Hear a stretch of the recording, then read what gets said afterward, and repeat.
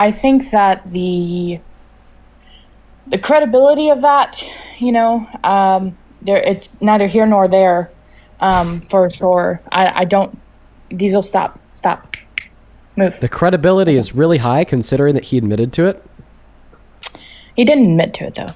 I mean, he admitted to visiting these ladies. Yes, I will say that, but I don't think he admitted to. I don't think he admitted to doing anything. The credibility. Wait. Did he admit to quote unquote visiting these ladies when they had no clothes on? I mean, you have to play the clip for me. Okay, so if he admitted to visiting these ladies when they had no clothes on... We're not going to do this, Dean. Yes, we will. Just play the fucking clip. If he admitted to visiting these ladies when they had no clothes on unconsensually, would it be sexual exploitation? Exploitation is so different. It's so different than what you're trying to insinuate right now. You're trying to insinuate sexual assault. I'm trying to insinuate sexual exploitation. Okay, well, can I ask, what's the textbook definition of exploitation? Textbook definition of exploitation is to unjustly take advantage of somebody or something. To unjustly take advantage of someone or something.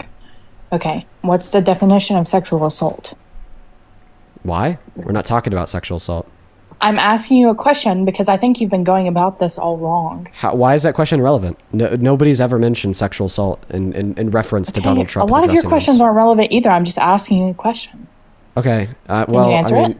No, because I never said sexual assault. I said sexual exploitation, which are two different things. I know that. I'm not saying that you did. I'm asking you if you can answer my question. Oh, no, because it's irrelevant. Okay. Well, that's amazing, Dean. I thought you were the all-knowing. My bad. I'm sorry.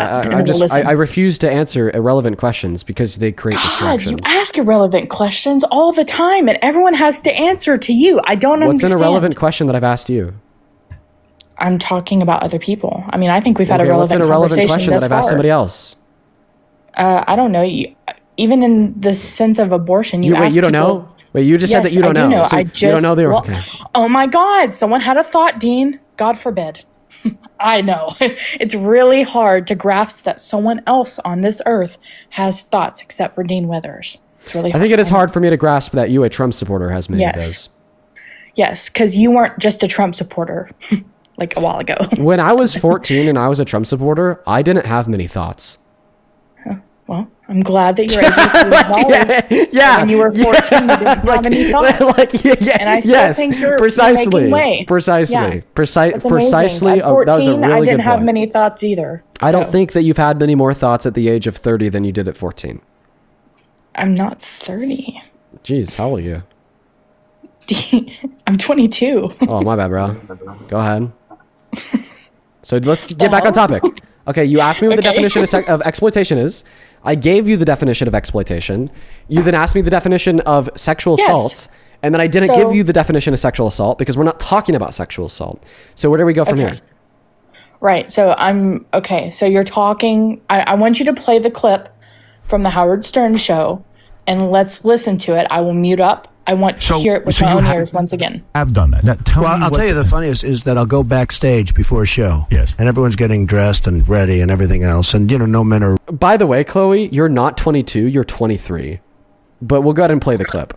Anywhere. You don't even know your own fucking age. Dude, oh my God, I'm sorry. You don't even know, I know that you are 23 because I believe the birth date that you gave me. But, oh my God, you don't even know how fucking... Oh. 23rd birthday. Dude, I was last born in May in Sanford, Florida. I'm not giving you my actual birth date. I'm not getting doxxed on here. I can show you my ID. Well, you just did give me your actual birth date. No. You just gave me you just said May. You just said May of 2003. Yeah. Thanks for giving us your actual birth date. Why would I give you the day of my birth? I wouldn't just give you my birthday. I can tell you I was born in May, but I'm not going to tell you my actual birthday. Earlier you said March. Yeah, I know, I lied. I didn't want you to think it was me. Hello? But yeah, I can show you my birth certificate right now. It's in May.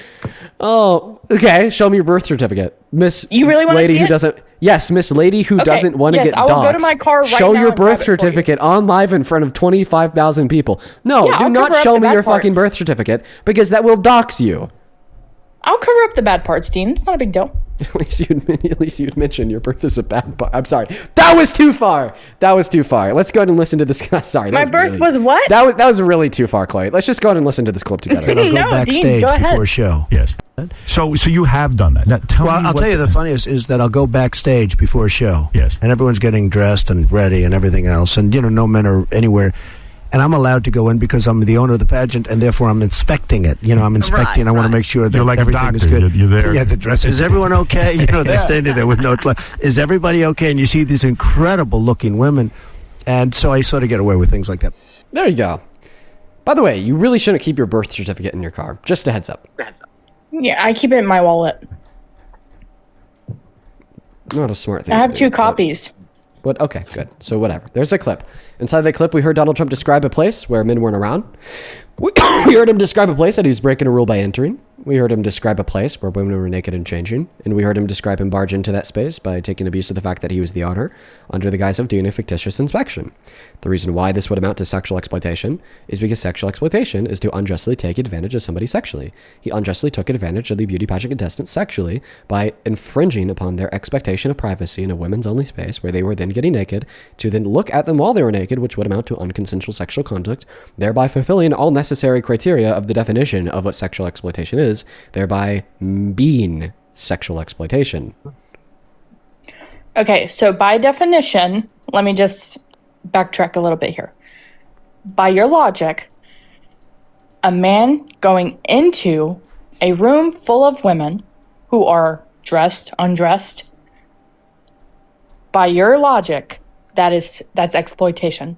Yeah, if those women have a reasonable expectation of privacy away from men, and then the man goes in there knowingly, yes. Okay, so now we're getting into the good stuff. I'm going to ask you this. This is where you make it about trans people, right? Yeah, abso-fucking-lutely. Right, because you don't want to acknowledge the fact that your favorite president, the greatest president of all time, quote unquote, sexually exploited women. You'd rather just completely ignore that and then debate about 1% of our population. It's because you don't care about Donald Trump sexually exploiting women. It's because you don't care about our president being a predator. It's because you don't care about women being taken advantage of. You just care about trying to own the libs by making political points about things that you know nothing about, such as gender identity. The only hypocrite here is you, by the way, and I'd argue that you're a hypocrite here because you're going to go on to talk about how wrong and bad it is for a trans woman to take a piss, but then you're not going to acknowledge that it's wrong or bad for Donald Trump to sexually exploit. You're the hypocrite. No, I don't think so. I'm just asking what you think a man is. What's a man? Yeah, I'm not going to tell you what the definition of the word man is because that's a distraction away from the debate. It's not. The reason it's a distraction away from the debate is because the definition of the word man is absolutely irrelevant to the acknowledgement that Donald Trump sexually exploited women and girls. Thank you. By your logic, a man could walk into a dressing room or a locker room with a pecker and go and pee and say, I'm a woman. And then everyone's just got to be cool with it. So I'm just wondering, why are we not in acknowledgement of this? I think that restrooms should be segregated on the basis of gender identity, not sex, because I think that it's safer for all of the women inside of the bathroom. When we separate the restrooms on the basis of sex compared to gender identity, then we're saying trans men who are biologically female should be using the women's restroom. The impact that testosterone has on the body of anybody, male or female, is very dramatic. In common times, trans men who are female are significantly more masculine presenting on average than A, trans women, or even B, cis men. For that reason, if we were to say that trans men should be using the women's restroom, then we're telling any cis man that wants to take advantage of women inside of that space that they could just barge into that space and claim that they're a trans man. And that door isn't open as wide when we separate the restrooms on the basis of gender identity and allow trans women to use the space because they're not as masculine presenting on average. Now, in consideration of this argument that I just gave you, insofar as why I think trans women should be using the women's restroom, we now understand how trans women using the women's restroom is completely irrelevant to the acknowledgement that Donald Trump sexually exploited the beauty pageant contestants at Miss Teen USA and Miss USA. Reason A being the fact that he was a cis man and they were all cis women. So even if we assume that a man is a male and a woman is a female, it would still follow that this man sexually exploited these women because he was a male and they were females because they're all cis. Then point number two, in order to evaluate and conclude that Donald Trump sexually exploited women and girls, we just have to be able to conclude that he took advantage of somebody sexually unjustly. Okay? Now, that conclusion that he took advantage of somebody sexually unjustly would just have to meet the criteria that he infringed on somebody's consent to do something sexual. infringing on somebody's consent to do something sexual bears no relevance towards what gender identity is. Concluding that you're infringing on somebody's consent to do something sexual bears no relevance towards what a man is. Concluding that you're infringing upon somebody's consent to do something sexual bears no relevance towards trans women taking a piss. So for that reason, this is a distraction away from the debate because you are scared to acknowledge that your favorite president sexually exploited women. He wasn't talking about doing anything sexual, though. That's what I'm confused about. How is that sexual exploitation? The sexual thing that he did was he looked at their naked bodies, he turned around, he went on Howard Stern's radio show, and when asked about the sexual things that he do with the beauty pageant contestants, he brought up the fact that he looked at their naked bodies, and then he talked about how good they looked. How are we able to tell whether or not they were actually naked? That's the question I'm wondering. Because about. He said so. Because he said they had no clothes on. When I have no clothes he on, I'm didn't. naked. He didn't say that. He didn't say that. He did. He did not. if he said that they had no clothes on, then would we be able to conclude that they were naked? No. Okay, so then why are you arguing that he didn't say it? Oh, yes. If you were able to show me a clip in which he said they were naked and had no clothes on, then yes, we would be able to conclude that. Isn't wearing no clothes being naked? I'm just confused on when he said they had no clothes on. Oh, right here. Everything is Doctor, good. you're there. Yeah, the dress. Is everyone okay? You know, they're standing there with no clothes. Is everybody okay? There you go. No clothes. Yeah, this is where you try to make the point that he cut off saying the word Damn. clothes halfway through to take a breath and to laugh because of quote-unquote comedic timing. But then this is just clearly a very bad argument because the only word they could have said there is clothes. There's no other second half of the word that would amount to anything other than the word clothes that would be relevant in the context of the conversation being described. Not to mention that, yeah, it's reasonable to suspect women to be naked in a dressing room at a beauty pageant. Just saying. I just think this is insane because you have, I've never been able to come up here and have any substantial evidence for anything you have claimed about Donald Trump. The e-files, none. The dressing rooms, nada. See, None. you ran out of Nothing. arguments. This is how I know that I won the debate, and this is how I know that I actually do have substantial evidence. I wish you Because didn't say that every time. If I didn't have substantial evidence, then you'd be able to prove it. You'd be able to prove it too. On a real note, There's if no I proof. didn't have substantial evidence, you'd be able to prove it. And that's what you've been trying to do, by the way. You know, like when you were investigating what the definition of sexual exploitation is, when you were investigating the claim that he said that they had no clothes on, that they were naked, when you were investigating the claim that this was even a dressing room at all. Those were the attempts from you to prove that I don't have substantial evidence. But now that I've proven every single one of those attempts wrong, I did demonstrate to you that this was a dressing room. I did demonstrate to you that they were naked. I did demonstrate to you that he did something sexual. Now you are left with no more counter arguments, and this is A, where a reasonable person would concede, but then B, because you're not a reasonable person, this is where you just say that I don't have any proof. But yes, clearly me playing you a clip of Donald Trump admitting to these things is more than enough evidence to believe that these things occurred. I'm a reasonable person, Dean. I really am. Yeah, No, I am. You're definitely not. But I just have never seen concrete proof of Donald Trump doing anything that you have claimed him to do. Why is Donald Trump's admission of guilt corroborated by the victim testimony not concrete proof? Ever. Can you answer my question? Why is Donald Trump's admission of guilt corroborated by victim testimony not concrete proof? What are you referencing?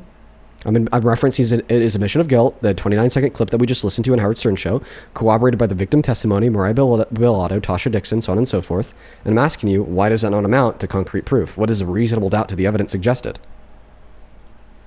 Okay, well, first of all, he was not admitting guilt. That's not it at all. What does it mean to He's admit not guilt? guilty. That means that he would acknowledge that he was guilty. Yeah, he acknowledged that he did the thing, okay? Well, he is acknowledging that he did the same thing. He acknowledged that he'd barge into the dressing rooms. He'd acknowledged that he then look at the naked women. And he acknowledged that it was unconsensual by acknowledging that he got away with it and breaking a rule and acknowledging that the person who allowed him in there wasn't the woman, but rather himself. That is him acknowledging guilt because that is him acknowledging that he did the thing. Well, here's the craziest thing is that the only person in which identifies themselves when talking about when this happened or what happened in this circumstance is the person that's saying he didn't do anything wrong. So Donald Trump is arguing confused. that it's not wrong when he sexually exploits them.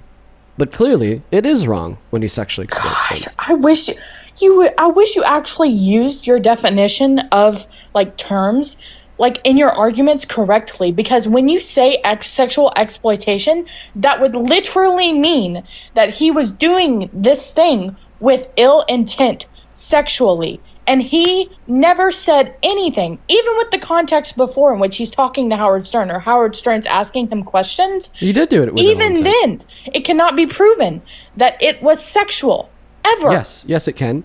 We could it prove can't. We could prove that it's sexual because it is sexual to intentionally look at the naked body of a woman, to oogle them, to then turn around and talk about how great their naked body looked. That is a sexual thing. Right? Can we agree that it's a sexual thing for a man to seek out the naked bodies of women, to then oogle the naked bodies of women, to then turn around and talk about how great they looked? There's no proof of them even being naked. Well, you agreed that if he said they have no clothes on, then they were naked, and then I played you the clip of him saying I that didn't even no agree with clothes you on. that he said that they had no clothes on. What do you think I don't he even said? agree with you on that. What do you think he said? Oh, well, I don't know. If he said it, maybe I'd have a clue, but couldn't tell you. Okay, well, I want you to tell me. Let's go ahead and listen to that one last time. And I want to make sure that You're like a everything is doctor. good. You're there. Yeah, the dress. Is everyone okay? You know, they're standing there with no clothes. Is everybody? Can you repeat the last sentence that just came out of his mouth? Because to me, what that sounded like, he was saying is, quote unquote, everybody okay? You know that they were standing there with no clothes. I mean, it could be a number of things. What are the other number of things that it could be? No clams. Clams could be a costume. Like the clams in which they wear, like on their bodies, for like a costume. This were pageants. Well, yeah, but they weren't costume pageants. They were swimsuit pageants. Yeah, a swimsuit. Hello? That's Also, the perfect time to wear clams. Okay, I have a question. Does the word clams start with a cla, or a clo? No, that's all I heard was We heard a clo. My name's Chloe. Maybe that's what you're thinking about. Standing there with no. Okay. So, do you understand how disingenuous you're being? I don't, because everything that you've argued has been disingenuous. The claims that you make on a daily. I think I'm just gonna kick you. Okay, Chloe. The reason why I'm gonna kick you is because you are just clearly being disingenuous. And one thing I actually will thank you for before I move on. We got a runner. Yeah, for sure. So the one thing I actually will thank you for before I move on is for pushing more people away from the MAGA movement. When the average American, including apolitical Americans, hear everything that you've shared with us in response to the arguments I've made in the last 10 to 20 minutes, they are pushed away and repulsed from you, as well as the movement that you're trying to represent, because of how disingenuous your arguments have been, because of how insidious and insane your arguments have been.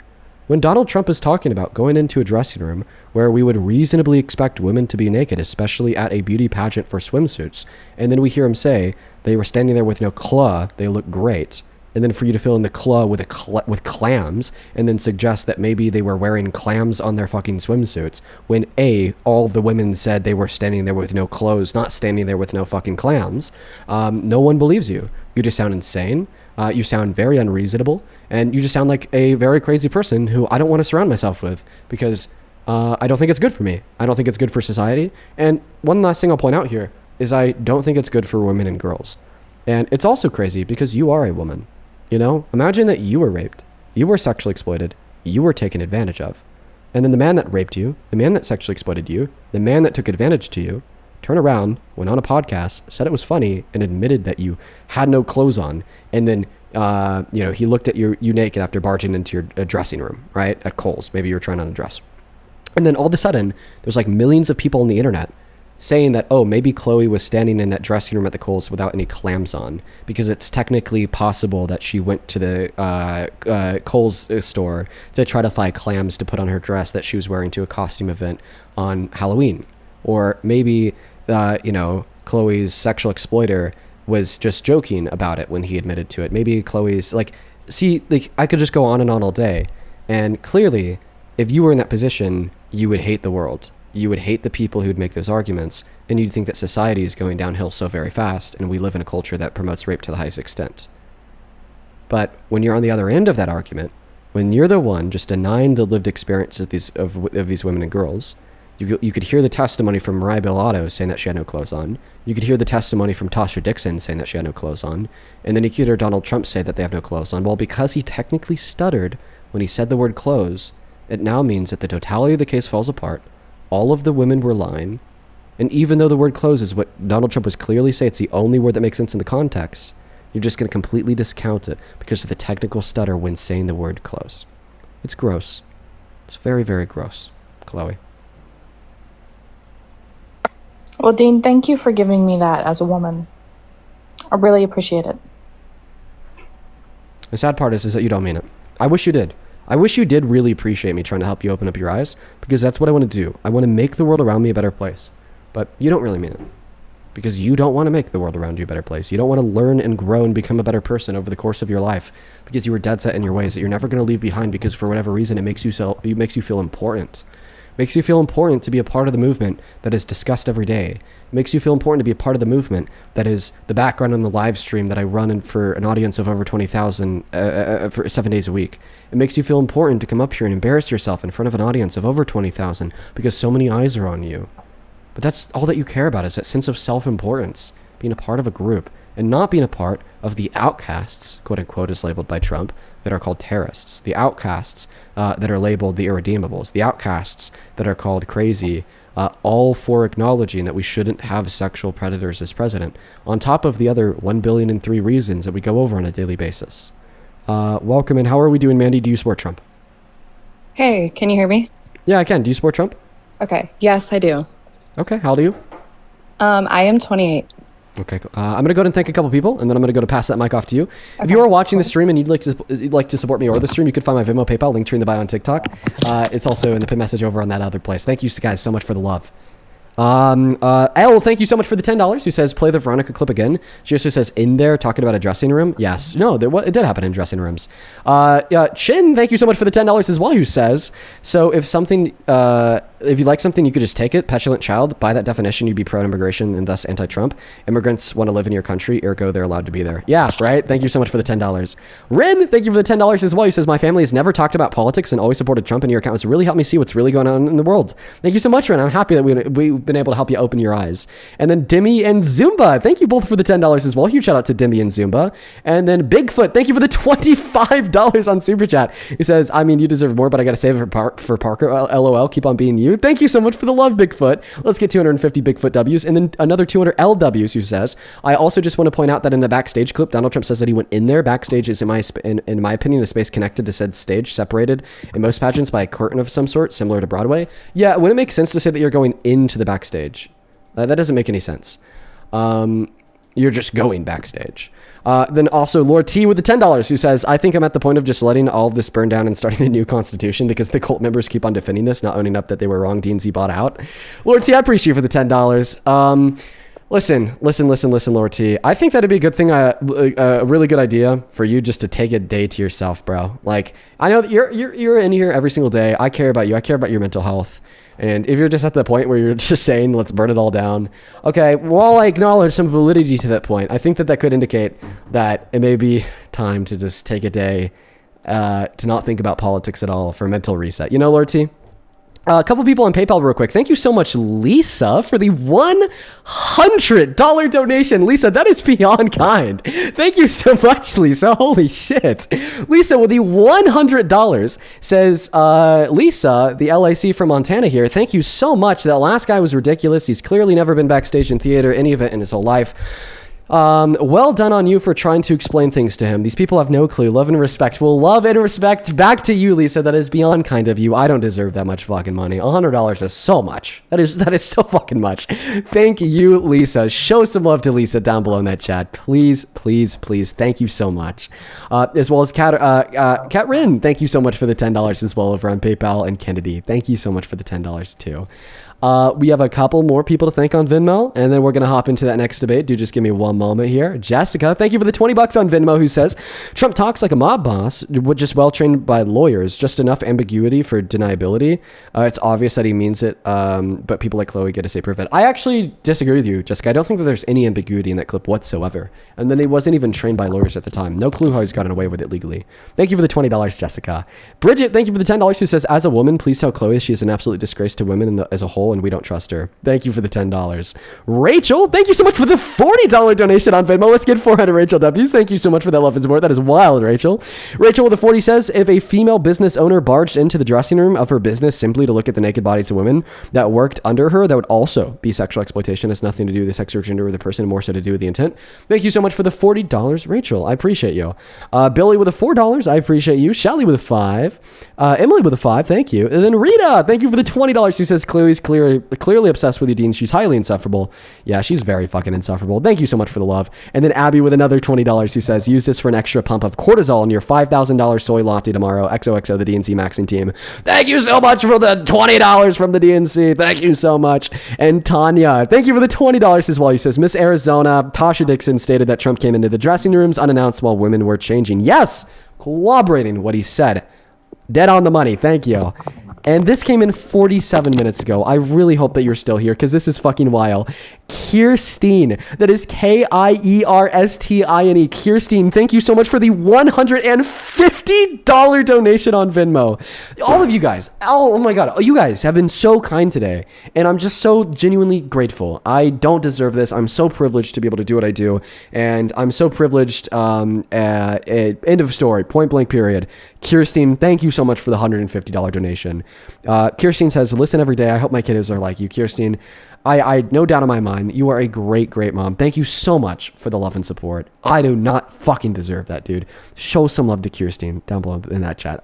Unreal. Thank you so much. Let's go ahead and hop into that next debate. Take it away. Tell us why you support Trump. You got my attention. Cool. I guess before we start, maybe the first thing I want to start off saying is, for like liberals saying how they're like, so for women's rights and all of these things. It's kind of crazy that you're all hating on the women that come up here. And I know that it kind of takes guts to come up here as well. So I don't know. I think that that's a little bit ridiculous to like hear all of the hate towards these women. So it's kind of hypocritical to start with. I don't think that's so maybe hypocritical. We could start there. I think it is. So I don't think that it's hypocritical to like hate on people that are actively defending sexual violence, especially in consideration of the fact that the vast majority of sexual violence impacts women and girls. If anything, I would argue that it's a position against women and girls to argue as if we should accept people, treat them the same and not hate on them, even in the slightest, when they're straight up saying that sexual violence is chill, somebody could admit to it. I don't think anybody said that. That's I don't think anybody said that it's the view that we can't prove sexual violence even when the person who does it admits to it is absolutely equivalent to the view that sexual violence is chill, because nobody Let me ask you thinks, this. Can I ask you something? I'm almost done. Okay, go for it. Nobody legitimately thinks that an admission of guilt from the perpetuator of sexual violence is not enough evidence. The only reason why the last guest said that, Chloe said that, is because she doesn't care Donald Trump did that to the women and girls, but she thinks it's probably better, optically speaking, in front of an audience of thousands, to look stupid and deny the evidence compared to look evil and deny the wrongness. Do you think that there's any, like, okay, so he said he started to say close, right? But he didn't finish that, right? But that's not to say that it wasn't going to be closed, but I feel like anybody could say that as a joke. Like, that doesn't necessarily mean, like, his personality, literally, like, he's always joking. So, like, who's to say that it wasn't a joke? And yeah, okay, maybe some people could take offense to that, but I don't think that there's any proof to, like, that there actually was naked girls, especially when they, if anything, we have the witnesses that say there weren't. So, okay. So I don't know. We have more witnesses that said there were compared to the one that said there weren't. And I actually think that all witnesses could be telling the truth simultaneously, because I don't expect Veronica Hughes to be in every dressing room at every pageant all the time. She's only going to know what she's personally lived. And if she hasn't personally lived the experiences of the other women barging in while they were naked, then of course her takeaway is going to be that they all had clothes on. But we shouldn't believe that they all had clothes on because Donald Trump said they didn't have they all have clothes on. And we shouldn't believe that Donald Trump was joking because A, you couldn't point me towards anybody else with $1 billion to lose that went on Howard Stern's radio show and joked about being guilty of sexual violence when in all reality they're innocent. And B, Howard Stern had asked him very directly if he was telling the truth, if this is something he's actually done, and he said it is. Okay, well, the thing that I would say about that is, like, these girls said that they were warned. So like if they didn't have clothes on, I would say that that's more of a them problem. I've played basketball, sports, all of these things, and I know that we've had male coaches, and they made sure that like to let us know like, hey, they're gonna come in the locker room. So like if they were, as they literally said, one of the girls literally said, yep, we were all informed. Like the fact that they didn't have their clothes on, I think that's more of a them problem. I don't think that that's on Trump, because Trump's, you know, assuming that everyone's going to be clothed. So we shouldn't believe that they're all informed in all instances, because point number one, vast majority of women never recalled an experience of being informed ahead of time. And point number two, in the clip, Donald Trump said he was able to enter in because he allowed himself to, not because he informed the women and girls and they got decent. Point number three, even if he did inform the girls and then they didn't get dressed all the way, that's not on them, because they still have the reasonable expectation of privacy inside of the women's only space. It would actually be on Trump to ensure, one moment, it would actually be on Trump to ensure that every single person inside of that space is decent, or if he were to enter into that space when they're not decent, he'd be sexually exploiting them. I mean, as a woman, I think you're blowing this out of proportion. I think... And again, you can. I think what you meant to say there is add as a cruel dumbass. I think that you're blowing this out of proportion, because no benevolent woman or man, regardless of what your gender, you want to call names. That's awesome. I guess that's kind of like, I feel like when you're losing a debate, all you do is throw name calling, which I haven't called you any names. I wasn't calling you a cruel dumbass because I'm losing the debate. I was calling you a cruel dumbass because of how inexcusable and insane that last statement uttered out of your mouth was. You were putting salt on the wound. Okay, well, guess what? Real debaters don't need to call names. Not only have you opened the wound, real debaters don't need to be called names, okay? So, like... Yeah, you could say I'm not a real debater, but you can't say I'm wrong. You could say I'm not a real debater, I'm saying you're but you wrong. can't say I'm wrong. I'm a woman, and you also... I think all of these girls that have come up here, all of these women... that have come up here, have you noticed they're all freaking women? And they all had said the same thing. They said that they don't take offense to this. They say that this is literally like the fact that you're all hypocrites and letting these men into our locker rooms. I can name a woman who didn't say that they don't take offense to this. I'm sorry, but transgenders going into my locker room makes me uncomfortable. I'm a woman. And no matter what you say about, oh, cis this or whatever the hell you want to call it. Oh, wait. I don't care if it offends anyone. Sorry. Wait. You're either a guy or you're a girl. But anyways, if they're going into my locker room, that's what you do when you lose a debate, is you make it about trans people. Because we should be making it about that, because you're hypocritical. Can I ask you a question? You're trying to say, why do you take offense when a trans woman takes offense, but not when a cis well, guess what? I'm a woman. The girl before me was a woman that came up here. I remember there was a girl last night on here that came up here. She was a woman, and we're all trying to tell you that these transgender people in our locker room make us feel uncomfortable. So I'm sorry, but all I'm hearing are witnesses of women coming up here to tell you that it makes them uncomfortable. So like, I'm just trying to tell you. Can I be honest? Sure, go for it. I mean, you should be honest this entire time. I don't know why you'd be lying. Yeah, check this out. You're a woman that thinks like a man.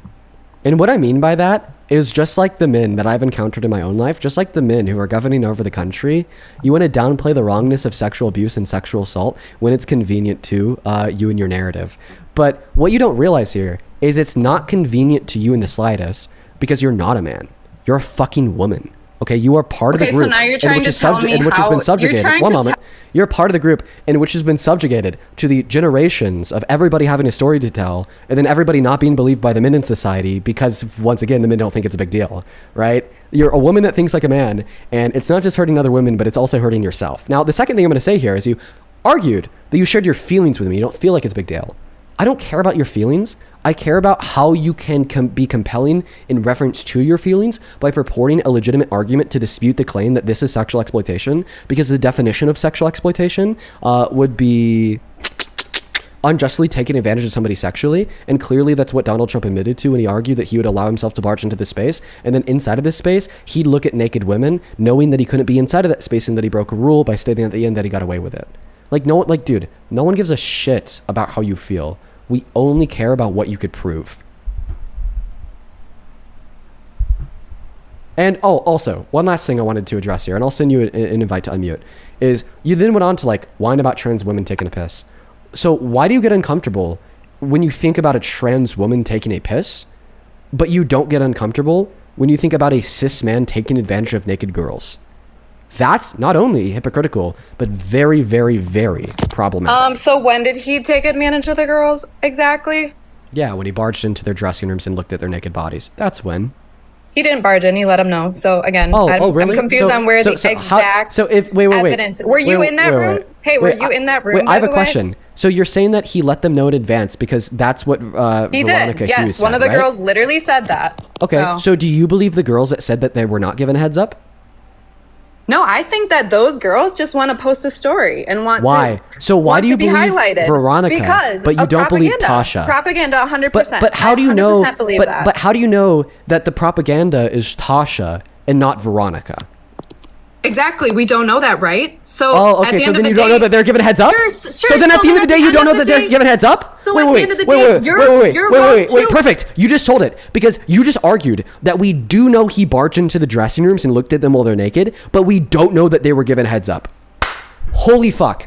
That's sexual exploitation. If we do know he went into the space while they're naked and looked at them, and we don't know that he gave them a heads up, then we know that he sexually exploited them. Holy cow. Go ahead.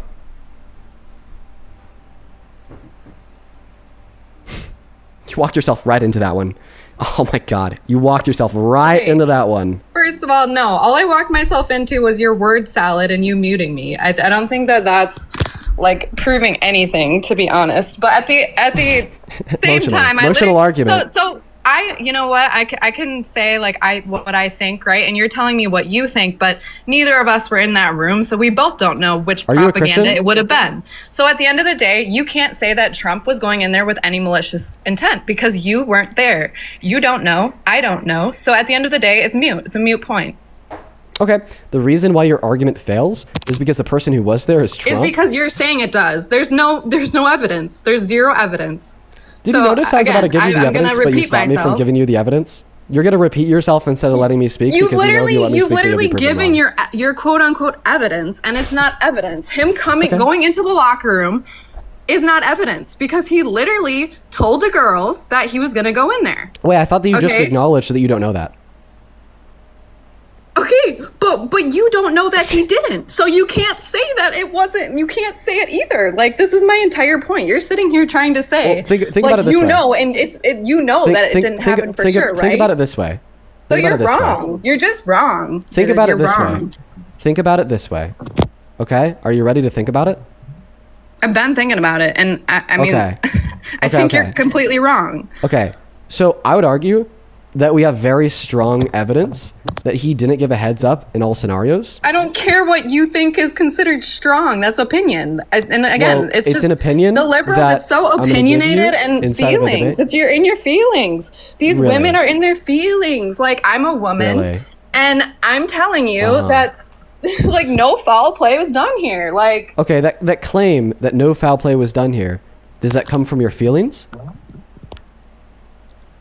Okay.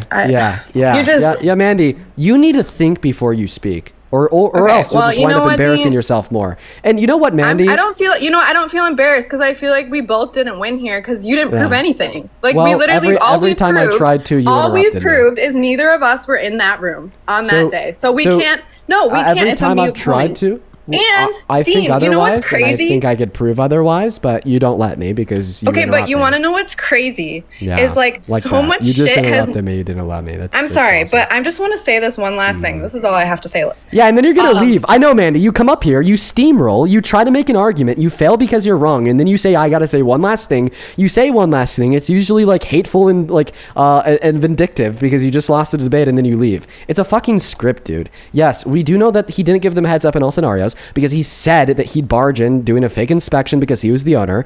He said that when he would enter into the space, they wouldn't have any clothes on. And we heard from 5 women who said that when he'd walk into the space, they didn't have any clothes on. And we know that this would be a different experience than the one in which Veronica was relaying, because Veronica said that when they were given a heads up first, the person who gave them heads up also ensured that they then had clothes on before Donald Trump would walk inside. But you want to discount all of those facts as mere feelings so you could ignore them because you want to continue to support this asshole as president.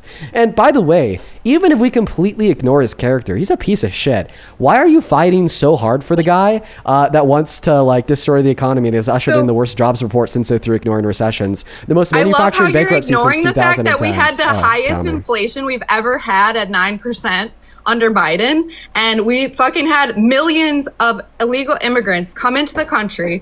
We have to use our taxpayer dollars on them, literally, to put them in housing. It's crazy that you're so about the people, but we have so many people here that are homeless and have our own issues within America, yet we're letting in all of these criminal people that we don't have any background checks on. Is wild to me that like that's all your president did. He let all of these people in.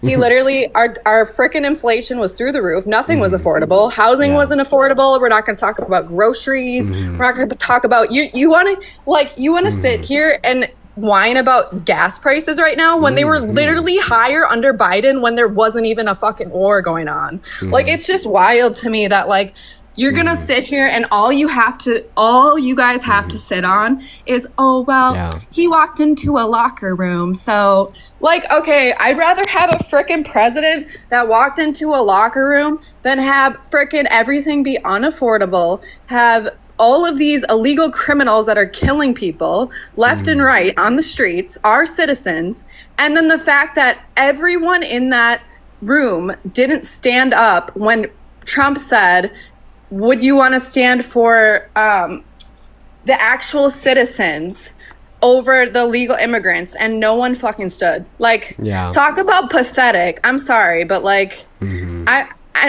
I'm not gonna like sit here and whatever. It's okay. You could cry a little bit more, but as soon as you're done crying, I'm just saying what everyone should be saying, because like at the end of the day, it's ridiculous, and you guys are just in your feelings about. Is there ever like some point where I should mute you so I could respond, or are we just naturally? I mean, you've been muting me, just so everybody knows. He's just been sitting here muting me and like.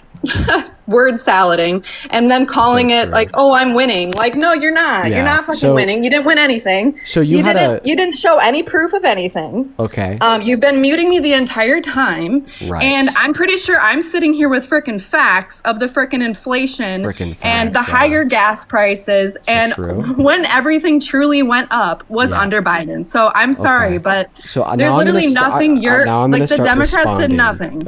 So now I'm going to start responding to everything that you said, because that's what a debate is. So, A, you said that the gas prices were higher under Biden when there was no war. Well, actually, the reason why gas prices were higher under Biden is because Russia started a war with Ukraine. They invaded them to ethnically cleanse them, and then we stopped buying Russian oil. We and guess who went to go over there to try to stop that, right? So wasn't Kamala going to go talk? Wasn't that her job to go over there? It actually wasn't. But so you made upwards of 10 points, and I got to make a half of a point. Do you think that's fair? It's not. Okay, continue.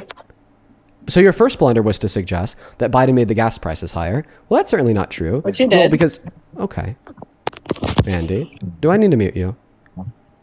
Like, listen, I understand that you guys like to run wild with a narrative that the liberals are the emotionally uncontrollable, like crybabies. If you're going to make that point, don't be the emotionally uncontrollable crybaby. You know, like, at the bare minimum, try to hold yourself to decorum. So now I'm a crybaby too? Don't cry. Yes. I just think it's funny because you just keep name calling. I'm just going to mute you and respond at this point in time. So the first claim that you made is that, well, inflation was a 9% high under the Biden-Harris administration. So you're right, it was, but we can't just assume that the administration caused that, because that's what we call a correlation causation fallacy. You'd have to demonstrate what Biden did to cause that higher level of inflation, which you won't be able to do. But out of the kindness of my heart, I'll actually tell you what caused that higher level of inflation. It was the global the global pandemic, disruptions in the supply chain, and people being out of jobs. As well as economic stimulus. And this inflation wasn't just something that we saw in America. This is something that we saw all across the globe in every country on the face of planet Earth.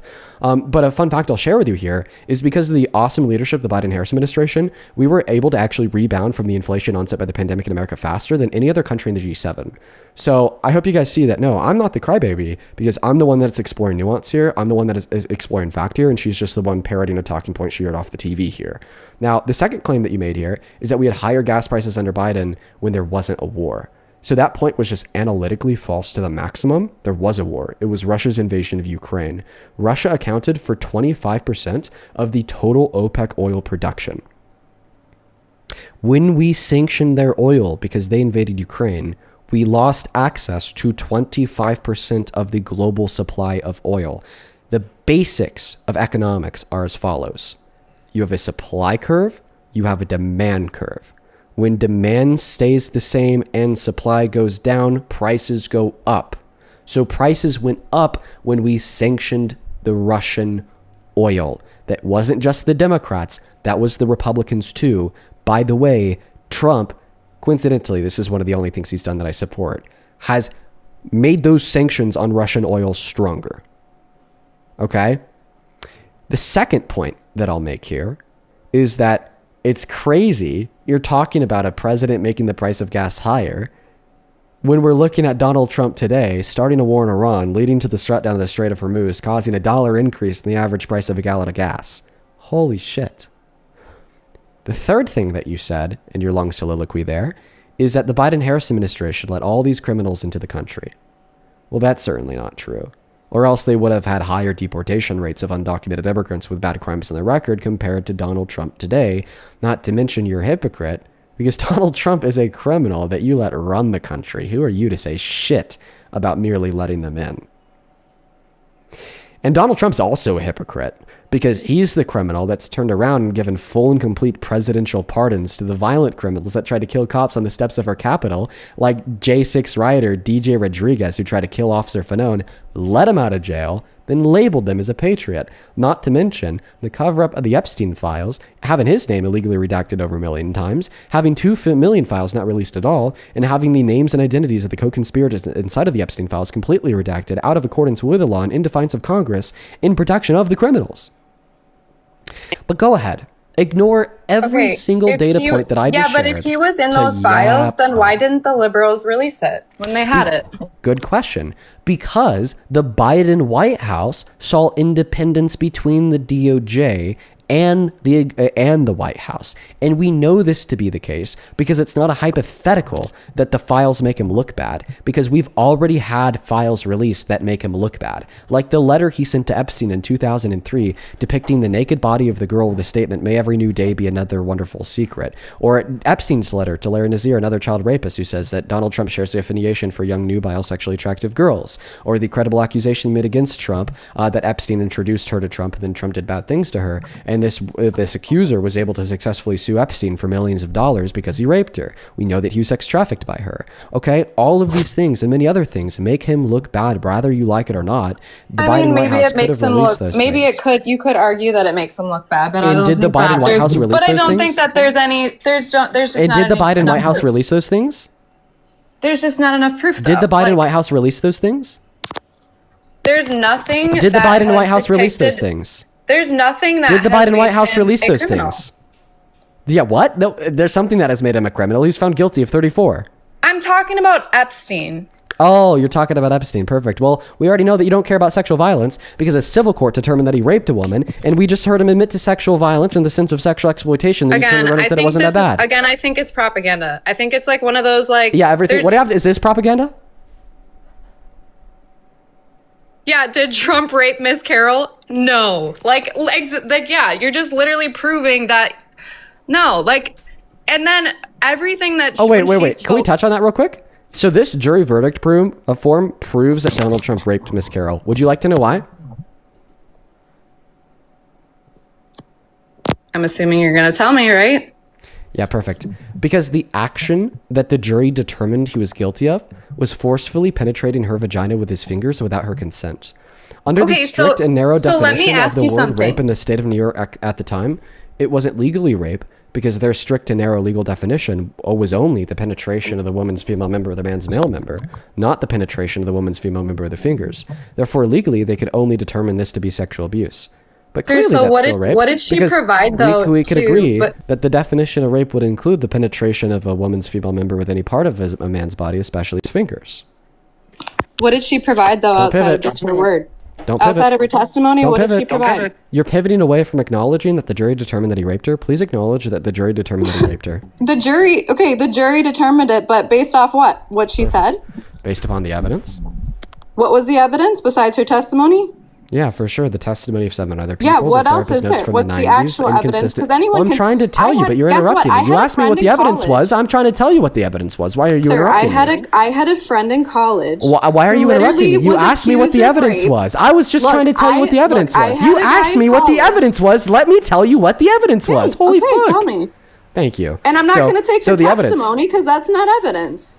Okay, yeah, well, if testimony is Okay, an so evidence, let's hear it. I'd What is the question why you actual believe proof? Veronica earlier. But anyways, so yeah, the evidence would be as follows. A corroboration between her testimony, the testimony of some other people, and a therapist notes from the 90s where she indicated that she was raped by Donald Trump, and the dress that she submitted to the court claiming that it was from the day that she was raped by Donald Trump with his DNA in it. Court proved it had unknown male DNA in it. They asked Donald Trump to supply his DNA to the court to test it against the DNA in the dress. The court, then he refused to. That's not something that that a guilty man would do. Sorry, that's not something that an innocent man would do, because an innocent man would submit their DNA to prove their innocence. Now, the second form of evidence that we have here is the lies and inconsistencies within Donald Trump's testimony inside of the court case. He testified to the fact that he never met her. That was proven to be a lie because she responded by supplying a picture of them together to the courtroom. He also said, okay, that he would never do anything to her because she wasn't his type, but that was also proven to be a lie because under deposition, he mistook a picture of his ex-wife, Marla Maples, his type, to be E. Jean Carroll. Now, on top of this, we also have all of Donald Trump's character priors, with the most notable of them being Donald Trump in 2005 saying that he could just grab women by their vaginas without asking first. What did the jury determine? let me ask you something. He grabbed a woman by her vagina without asking first. Okay, let me quick ask you something. So I also heard that there was like within her side of things within her testimony where she was literally giggling and laughing with him all the way up to those rooms.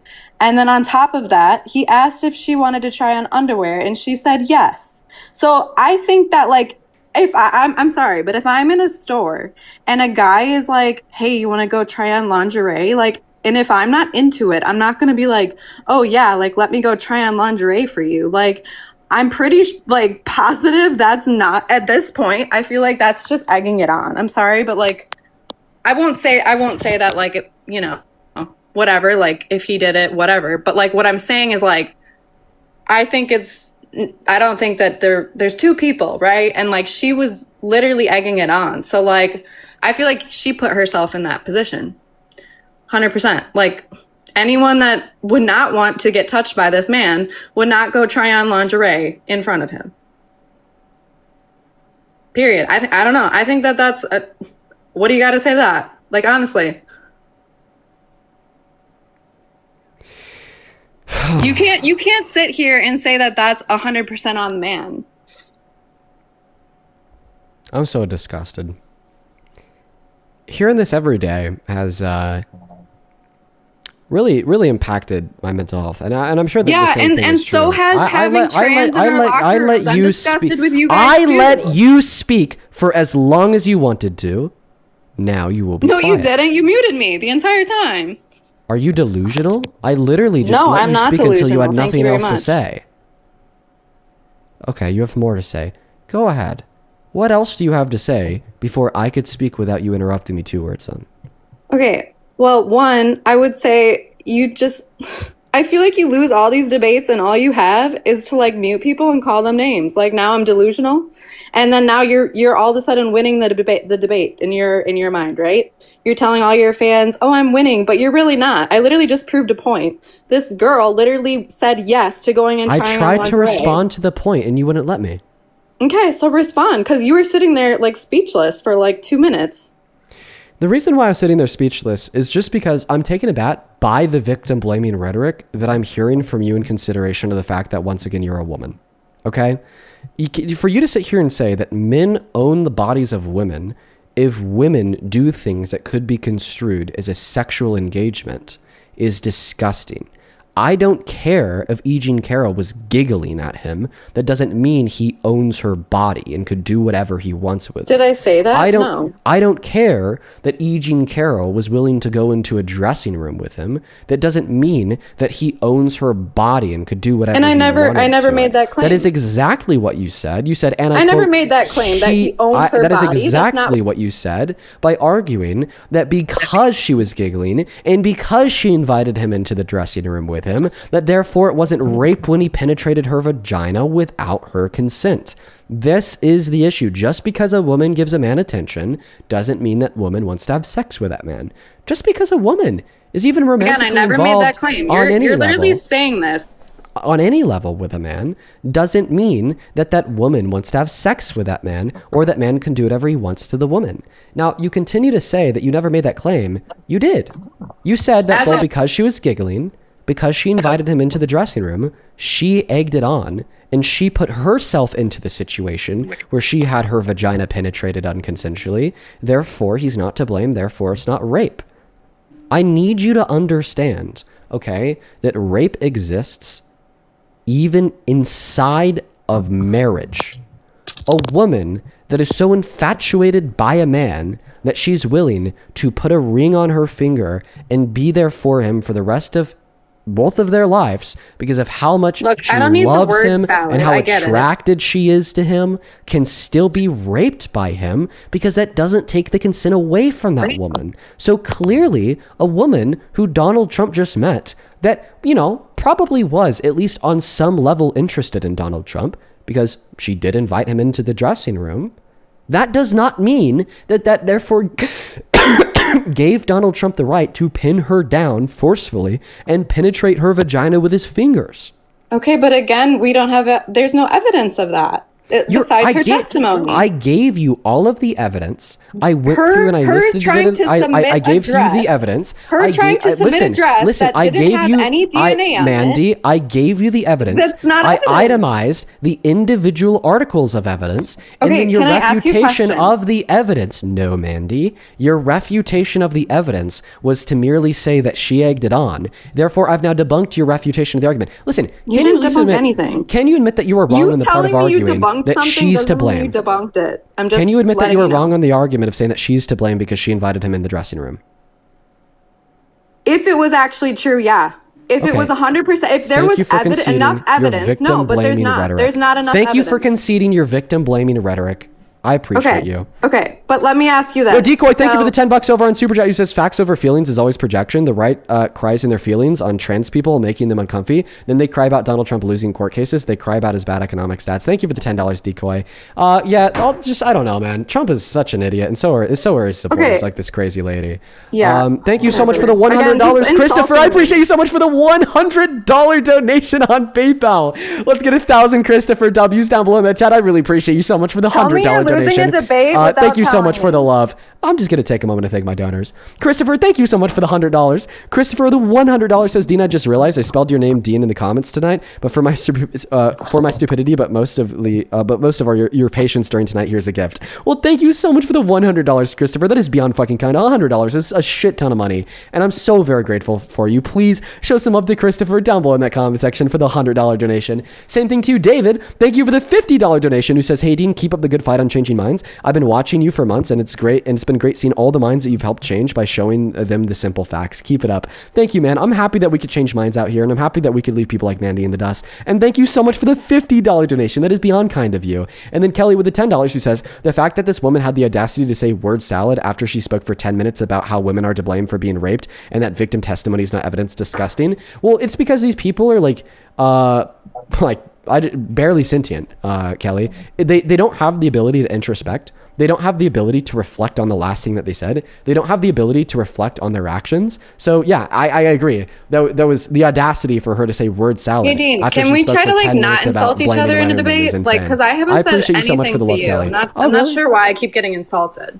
Okay, well, I'm insulting you. It's a debate. It should be a healthy debate. You shouldn't need to call people names. So if what you're debating is immoral and depraved, then you are a bad person, and I will not apologize for saying that as such. Now, if you are deep in your feelings and you're a little snowflake and you can't take it, feel free to leave.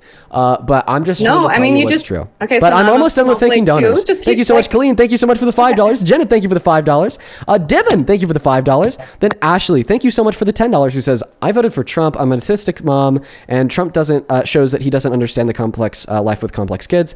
He doesn't live up to the what he claims. You help me think critically. You are making the impact you set out to. Thank you for standing up for women. Much love. I'm so happy that I was able to change your mind, Ashley. As well as Nayla. Thank you so much for the $40 donation on PayPal. That is NAYLA. Show some love to Nayla down below, who says, Dean, I watch your lives every day. Thank you so much for being you. I'm Persian, U.S. veteran, and a survivor. I am against the war in Iran. Thank you for setting the record straight every day. And thank you so much for exposing literal PDFs on the daily. You're so important to the country. Keep it up. Thank you for the kind words, Nyla. And thank you for your service as well. Thank you so much. Daphne, thank you so much for the $24 as well, who says, tell women that support Trump that they're disgraceful. And as well as Katarine, thank you for the $10 as well. Thank you guys so much for the love over on PayPal. You guys are fucking beyond kind. On Venmo, thank you so much, Joseph, for the $5. Show some love to Joseph down below. Peter, thank you for the $75, who says, horrifying fact, during their 1990 divorce proceedings, Donald Trump was charged with raping his first wife, Ivanka, because she said that he raped her. Yes, thank you for the $75, Peter. Show some love to Peter down below in that comment section, everybody. Thank you so much, man. That is so kind of you. As well as Joseph with the $20, who says, okay, really, last one for the night. I can't believe that you put up with Mandy for so long. I support you, Dean. Thank you so much for the love and support, Joseph. Abigail, thank you for the $10. She says, as a woman who's been essayed, the debates in the last hour have been hurting me. I'm so sad that women can victim blame purely because they admit that the man who they voted for is an abuser. They can't admit it because it destroyed their worldview. Brittany, thank you for the $52 donation, who says, I'm a single mom and work with breast cancer patients. You deserve, at the very least, an hour of my pay today. The people that you've helped today, especially the women, are horrifying. Brittany, thank you so much for what you do for work, by the way. And thank you so much for the $52 donation. That is like genuinely fucking beyond kind, Brittany. Please show some love to Brittany down below. Seriously, way beyond kind. Bradley, thank you for the $5. Bridget, thank you for the $5. Haley, thank you for the $25, who says, oh, she's got MAGA filler. Keep schooling her. Thank you for the love and support, Haley. Allison, thank you for the $15, who says, Mandy, don't speak for all women and you're clearly a patriarchy bootlicker. Proximity to power doesn't keep you safe. Wake up. Melissa, thank you for the $5. Then Mulaney, thank you for the $15, who says, as a woman, I'm very offended about Donald Trump's sexual exploitation. These women are the kind of rape apologists that honestly kind of depress me, but so much more make me angry. I'm so sorry that they have so much internalized misogyny. Well, thank you so much for the $15. Abby with a $5. Allison, thank you for the $5, who says, hey, Mandy, woman here. It is sexual exploitation, and I love trans women. They could be next to me anytime they want. You're a coward. Kate, thank you for the $5. And Katie, thank you for the $20, who says, thank you so much for not letting that person get away with as a woman argument. She doesn't speak for us. Thank you for supporting women. We need you and love you. I really appreciate you so much for the love, Katie, and I love you too. And that was some bullshit. I could agree. Then C, thank you for the $5. Lauren, thank you so much for the $15. Manny, thank you for the $5. And then M Sharp, thank you so much for the $100 over on Venmo. Thank you so much for the love, Michelle. I want to see 1,000 Michelle W's down below in the comment section. Michelle, that is fucking, dude. You guys have been so kind. Michelle says, love you, Dan. I love you too, Michelle. And I read the rest of your message. You got it. I won't say that. Thank you for the love. Thank you for the kind. Thank you for the generosity. Show some love to Michelle down below. Thank you, thank you, thank you. And then Serena, Sierra, thank you for the $10 on Venmo. So it says my first donation. Thank you for standing up for what's right. I'm always on here cheering you on. Thank you so much. And then Dave, thank you for the 1 penny. And Naomi, thank you for the $4. Then Joseph, thank you for the $20 over on Venmo as well. I appreciate you guys. Now, Mandy, do you have anything like original to say? I guess the only thing I have to say is like, y'all are so hateful. Like all your comments, this whole, like, I'm sorry, but your entire page, like you should check yourself. You should check your page. Do you mind if I ask you a question? No. People, can I ask you a question? Sure. Are people coming to me saying, don't have kids, I don't blame why you're single, all these things? Is that nice to like say to someone? And I'm not sitting here. You can call me a crybaby. No. I'll answer your question. No, I'll answer your question. Hateful. You asked me a question. Let me answer it. Is it nice to say those things to people? No, it's not nice. Yeah, is it nice to victim blame? No, it's not nice. Now, I want to ask you a question. If a Democrat that ran for president and like really hated Republicans, like your posturing liberals really do, and they were actively calling for the execution of like Republicans who did nothing wrong to deserve execution in Congress, they were calling all Republicans terrorists and they were celebrating their deaths. Is this somebody who should ever be president in a million years? I'm sorry, I literally didn't even, can you repeat that? Because it was just a bunch of word salad. Yeah, if there was a hateful Democrat, okay, hey, I want to start off by saying this. Just because you don't understand what it means. Can you slow down a little bit? Like, you're talking so freaking fast that, like, I don't even know what you're saying. So please, can you just slow it down? Thanks. Whatever. I'll just start the question off from the top. Here's a question. If a Democrat ran for president but really hated Republicans, called them terrorists, called for the execution of Republicans in Congress, like literally said they should be hung, and celebrated their deaths, is this somebody who should ever be president?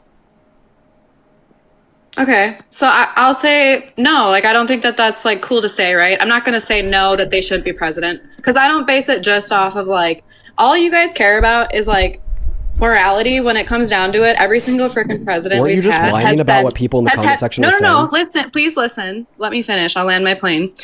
I think that all of the presidents before Trump have also said horrible things. So I really don't see your point here. Like, all you have is like going off your fifis again, like saying like, oh, like, if a president says these things, like, he's a bad person. You know what? Okay, well, Let's stop going off the fucking feelings. Listen, no, sure, please, no I'm feelings. landing my plane. Okay. All of the presidents before have also said shitty things. Like, they're all these people in power. Like, they all say shitty things, and they're not all perfect. So like, I don't get why you're sitting here saying, oh, well, like, he said this. It's like, that doesn't prove that he isn't a good, he doesn't have, it's, you should be voting based off policies at this point. That's what I think. Because at the end of the day, I don't think that like him like saying, making a comment or whatever, and people are just in their feelings should be why you're not voting for someone. Okay, perfect question. What are your top 3 Trump policies?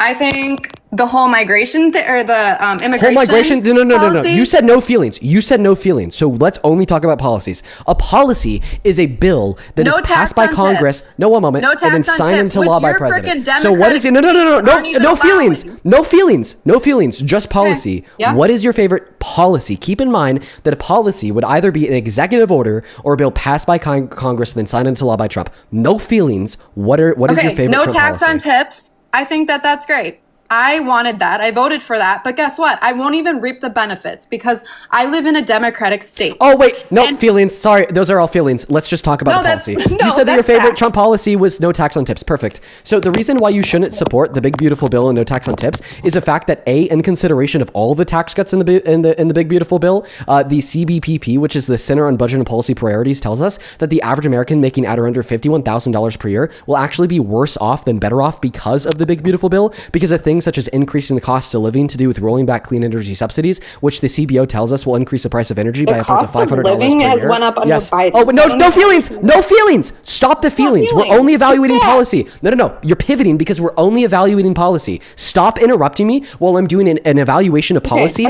You Trump supporters are deep in your fucking feelings, and it is embarrassing. Let's talk about the facts. Let's talk about the policies. So now I'm going to start from the top. So once again, you said that your favorite policy was no tax on tips. Well, to be more specific, that was a provision of a policy. The policy name was a big, beautiful bill. Ultimately, you shouldn't support the big, beautiful bill because even though it includes things such as no tax on tips, it is more detrimental than it is beneficial. That evidence is coming from the Center on Budget and Policy Priorities, who tells us that the average American making at or under $51,000 per year will have less purchasing power because of the bill, because it includes things such as a 72% rollback on the production of clean energy that the CBO tells us is going to increase the cost of your energy by upwards of $500 per year. It also includes things like $156 billion rollback to food stamps, which is going to cut 3 million people off of food stamps, and it includes another $900 billion cut to Medicaid, which is projected to cut 10 million low-income Americans off of Medicaid when we already have 51,000 low-income Americans die every year via lack of access to Medicaid. And this is all just to save money, to spend money on the top 1%, once again, according to the CBPP, to give them an average of 3% back per year.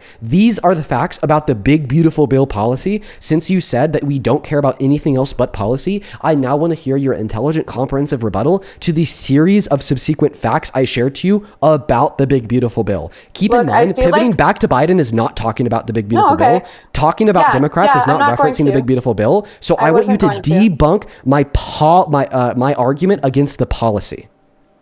I think that the things that you've stated aren't even like, it's really dependent on the person. Like the things that you're saying, like I'm not affected by Medicaid. So like the things that you're saying are only affecting certain people. So it's arguably like the no tax on tips. I'm a server in the summer and it would really help me. Like, and when you're saying like the whole housing thing, like it already was high. Like, but it's getting higher. But you shouldn't support the policy because it makes it higher. Wait, it doesn't matter to make it higher? Wait, now you're telling me. But you want it higher? But it doesn't. I have 2 jobs, so it doesn't even like that doesn't. It doesn't matter when things cost more? Again, you're not. Who gives a fuck if it already cost a lot? What matters is that you're saying that this is a good bill, even though it makes things cost more.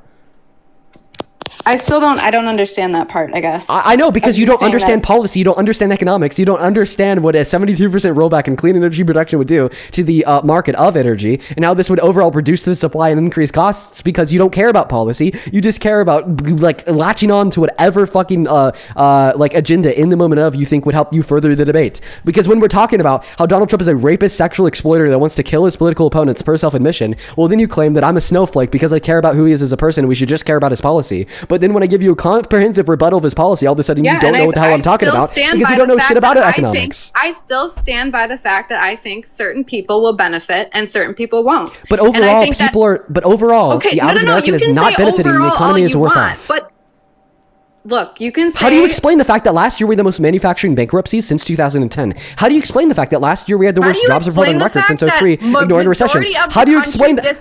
How do you... No, wait, you can't disagree to this because we're not talking about your feelings. We're talking about facts that we could actually justify with evidence from the BLS. He won the fucking election. The facts are that you can't respond to the economic data in which would suggest that he's a bad president. Stop pivoting. Respond to the economic data. Respond to the fact that the Bureau of Labor Statistics... No, you're not. Respond to the fact that according to the Bureau of Labor Statistics, last year we got the worst jobs report since 2003, ignoring recessions. Respond to that. Just merely pointing out that he won the election is not responding to the fact that we're observing bad economic outcomes. Yes. Can I respond? Yes. You keep saying that we lost all of these jobs, right? Mm-hmm. And guess what? All of these jobs that we're quote unquote losing are coming from the federal. So like he's literally cleaning house. No, this is coming from private sector jobs. Okay, do you have anything to show for that? Yes, like, the Bureau of Labor Statistics. Sources? Yes, the Bureau of Labor Statistics would be my source. Okay. All right, maybe I'll concede to that part. Okay, so so jobs are worse off. Can you name one single macroeconomic variable that is better off today because of Trump? One thing I will say is, again... No, answer my question. Can you name one single macroeconomic variable that's better off today because of Trump? Literally everything's improving. Oh, that's actually not true. Inflation went down. No, that's not true. According to the CBI and once again the BLS. Yes, last month, the month before last in February, we saw a 3.4% increase in the prices for American manufacturers. It's being described as the worst of the worst. Not to mention that the OEPIC, the worst of the worst. The 9% inflation under Biden wasn't the worst of the worst. Yeah, actually, 3.4% in 1 month is worse than 9% in 1 year or 12 months. Do the math. It is worse. Now, on top of that, I also want to point out here that according to the OEIC, yeah, I think we can't really make that claim until it tells us that the projection of inflation this year is supposed to be 4.1%, which is much higher than the inflation last year at 2.8%, or the inflation the year prior, 2.7%. So we actually do see that inflation is going up. We do see that it's the worst of the worst. We do see that macroeconomic variables are worse off. So therefore, we do see that your claim that everything is better off is false. No, because you're saying that with the assumption that it will get higher, right? Because you're saying, oh, it's already it's good and getting so high, right? Like that's so from fast. February, but yes. Yes, but guess what? I don't think you can fully make that claim until it hits 9%. Why? Because under Biden it was at 9%. How did Biden cause that? How did Biden cause that? Because after he sent out that third stimulus check, I'm pretty sure it shot up. There wasn't 3 rounds of stimulus, idiot. There's only 2. Holy fuck, you don't know shit. He sent one out, or 2, no, that's not whatever. True. The second there's one, 2. sorry, misspoke. Perfect. Misspoke, sorry. The second one, that went out. Okay, well, we know that wasn't even needed, may I add. We know that it's not because of a second unnecessary round of stimulus due to the fact that in all other countries, including the ones that only had 1 round of stimulus, they experienced the same levels of inflation. It was global, dude. I don't know. I think regardless... No. Wait, I'll give you a source. Once again, do you want a source that inflation was global onset by the pandemic? Or are you just going to fail to acknowledge that because you know that it wouldn't play in accordance with your very emotional narrative? To be honest, I also think a lot of it was with the immigrants coming in. Okay, so how did immigration increase prices? Because of all the immigrants that had to be housed in all of these different places. Oh yeah, you said that the government. You said that the federal government was paying to house undocumented immigrants, right? Yeah. Do you know what the Personal Work Order and Responsibility Act of 1996 is? Enlighten me. A bill that makes it illegal for the federal government to spend money on the welfare benefits for undocumented immigrants. No. Okay, so where the was it federal coming government, from? It wasn't Where was the coming from money the federal coming from? government. That's for sure. Was it coming from the federal government, or just wasn't So happening? where was it coming from? So can you acknowledge that you were wrong about positing that the federal government was paying for this? No. Okay, then what's the evidence that the federal government was paying for this? Give me your source. No. Okay. No, don't burden shift. Don't burden shift. You made the positive claim that the federal government was giving their money to be spent on housing for undocumented immigrants. I tried to give you evidence that you were wrong by pointing out law that would make that illegal. Then you denied that I was right, belligerently, by the way, just so fucking like obtusely. And then you made the claim again that the federal government was spending money to house undocumented immigrants. So I want your evidence. I want your source. Give me a source that the federal government was spending money on the housing undocumented immigrants under Biden. Go ahead. Okay. Well, okay, I'll concede. Yes, that's right. Concede because you didn't have any evidence to make the claim. Thank you. Now I also want you to concede that Biden did not cause the 9% level of I won't concede to that because I think there's something to say that it rose that much under that administration. I think that there's something to say. Okay, so how did he cause it? Because once again, you said a second round of stimulus, so that would be government expenditure, right? Yeah, but I'm also... How much money did the Biden-Harris administration spend? I think that there's a collective of... Can you answer my question? How much money did the Biden-Harris administration spend? I don't study this stuff every day. Oh, don't worry, I do. So enlighten me. I do. Okay, $4.4 trillion in total spending, $2.2 trillion in non-COVID related expenditure. Do you know how much Donald Trump spent in his first term? Okay, but isn't his going to military stuff, right? What? Majority? No, military spending has either remained relatively the same or only gone up as the years have progressed, which would mean that we would expect the same or more military expenditure under Biden. But now answer my question. What was the total expenditure of debt that Donald Trump signed into law under him in his first term? Okay, I don't know that number, but what? Oh, don't worry, what I do. Exactly, $8.6 trillion. Okay, tell me what it was spent on. What Sure. was majority of it spent on? Sure. So the biggest allocation of expenditure under Donald Trump in his first term would be the $1.9 trillion spent on the the TCJA, with an exclusion for the $4 trillion spent on COVID. Okay, so some of it was literally even spent on COVID, you're saying? Yes. If we account for COVID-related expenditure under Trump in his first term and under Biden, then Donald Trump spent $4.8 trillion of non-COVID-related expenditure, and Biden spent $2.2 trillion of non-COVID-related expenditure. So I think it's quite ironic that you're telling me that Biden caused a 9% level of inflation by spending half as much as what Donald Trump spent in his first term. And don't take my word for it. Take the CRBF's word for it. They're the Committee for a Responsible Federal Budget that will tell you everything that I just said is true. Go on Google, type in Trump v. Biden expenditure, CRBF, and then you'll get a source from the CRBF telling you that I'm right. Okay. I guess I'll do some more research on it, but I think, so I'll concede to some of these points, but I do think that there's something to say that it literally has been at an all-time high under Biden. And I think there's nothing to say about it unless you could prove that Biden caused it, which you can't. For instance, do you think that there's anything to say about the fact that we had the highest level of unemployment in 100 years under Trump? But it's not affecting me, so I'm not affected. Wait. So you only care about things that affect you? I mean, that's why I'm a voter, right? I vote for what is best for me and my family. So yeah. Okay. Are you and your family white? What is that? Why do you have to play the race card? What is that? Oh, don't worry. It's very relevant to my next follow-up question. Are you and your family white? Yeah, I'm white. Okay, so would you vote for a candidate that promised to give you $1 million, but also ran on the reimposition of slavery of Black Americans, knowing that wouldn't negatively impact you or your family because you're white? So you're giving the hypothetical of if I was offered a bunch of money, but they were racist, would I accept it? If you were offered a bunch of money, okay, but they were also going to reimpose slavery for Black Americans, but that wouldn't negatively affect you because you're white. No, I wouldn't do that. But I also think so there's like some threshold of like bad things that the president can do to negatively impact other people that you would finally start caring about. So why don't you care about the fact that under Donald Trump in his second administration, 10 million low-income Americans have lost access to health care, and 35 million people relying on Medicaid through the ACA have now had their premiums go up by 300%, including members of the working class that just don't make enough to pay for private health insurance themselves.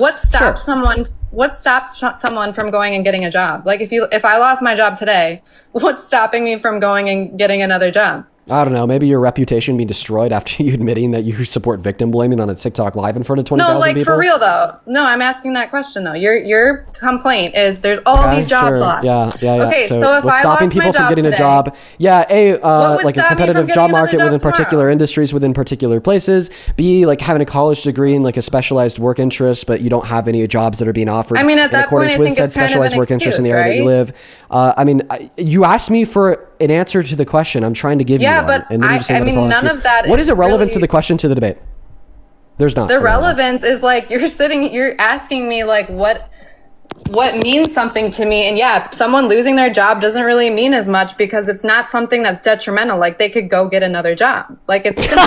God, yeah, it's just so simple. Okay, so what happens when you work for the same company for 20 years and you're able to work your way up the corporate ladder, start making $17 an hour, end with a salary of close to $300,000 per year because the company trusts you, and then that company goes bankrupt because of Donald Trump's tariffs, and then you're left without a job, and there's no competitors in your area, so then you have to move with your family to another state, get another job for the wages that you earned 20 years ago, but now your expenditure is higher because you drive the $150,000 car, and now you have to sell like the $5 million house. Like that's how losing somebody's job due to bankruptcy onset by the pandemic. Life happens. It isn't perfect for everyone. Wait, could you? So you admit that that's a bad outcome. So if we could acknowledge that bad outcome was caused by Donald Trump's policy, then we shouldn't support Donald Trump's policy because it caused that bad outcome. Listen to yourself, Andy. You're arguing that yes, Dean, we could agree that Donald Trump's economic policy has caused people to like have their lives destroyed. We could agree that Donald Trump's economic policy has caused people to experience hardship, pain, death, and suffering. But guess what, Dean? That's life. Life isn't perfect. No, guess what, Mandy? We could have prevented those families from being destroyed. We could have prevented their lives from being uprooted. We could have prevented that guy from losing his job if we didn't make Trump president, which is exactly why I'm on live today trying to argue that you should stop supporting Trump as president. Just like when they poured all that money to like save the homeless in California, and yet there's more homeless people than there ever was. Wait. So wait. I have a question. What states have higher homeless rates? Blue states or red states? Is it red states? Is that what you're trying to say? What states have higher incomes on average? Blue states or red states? Yeah, but I think that there's red states. What? Yeah, pros. Yeah, it's all about the pros and cons now. Yeah, but there is though to everything. Yeah, there is though. You could totally argue that like. What is one bill that Donald Trump has ever supported that would disproportionately help low-income Americans more than the top 1%? Okay, but like again, that's Can you answer the question genuinely? What is one bill Donald Trump has ever supported that would disproportionately help low-income Americans more than the top 1%? But I'm not in the low income. So like okay, I know, but try to answer the question. Can you name one bill that Donald Trump has ever supported? Exactly, because Donald Trump doesn't care about homeless people. Donald Trump doesn't care about poor people. Donald Trump doesn't care about low-income people, which is why he's willing to fuck them over and let them die, and you don't care about them either because that's not you. Oh, but then you're going to turn around and argue that life happens. People have their lives uprooted. They lose their income. They lose everything, all of their worldly possessions. So it could be one point in the future, or you should just care about your American brothers and sisters, because guess what? When everybody in the economy is better off, when there's less homeless Americans, when there's less low-income Americans, when we have more economic ability, when people are making more because of better support from social safety nets, then you are better off because now there's more people spending more money like at the business that you work. So then you're more likely to get a raise. Your business is less likely to lay you off, so on and so forth. I just think it's really easy for you to like say all of these things while he's in office, but then like saying like, oh, like it's not perfect, right? Like he isn't like helping some of the lower income families. He isn't like doing certain things to help that. When like under Biden, like everything went to shit, and like you're literally trying to sit here and say, but you can't demonstrate that what he did that made it go to shit. Like clearly the reason why things were bad, not during the totality of the Biden-Harris administration, but only during the first year and a half, is because of the pandemic that just killed people, that quarantined people, that shut the country down, shut the world down, disrupted global supply chains, or Russia's invasion of Ukraine, which then also disrupted 25% of the global supply chain of oil. You cannot attribute any domestic policy that Biden passed to the bad economic outcomes. How about this? Name one Biden economic policy that was bad. Name it.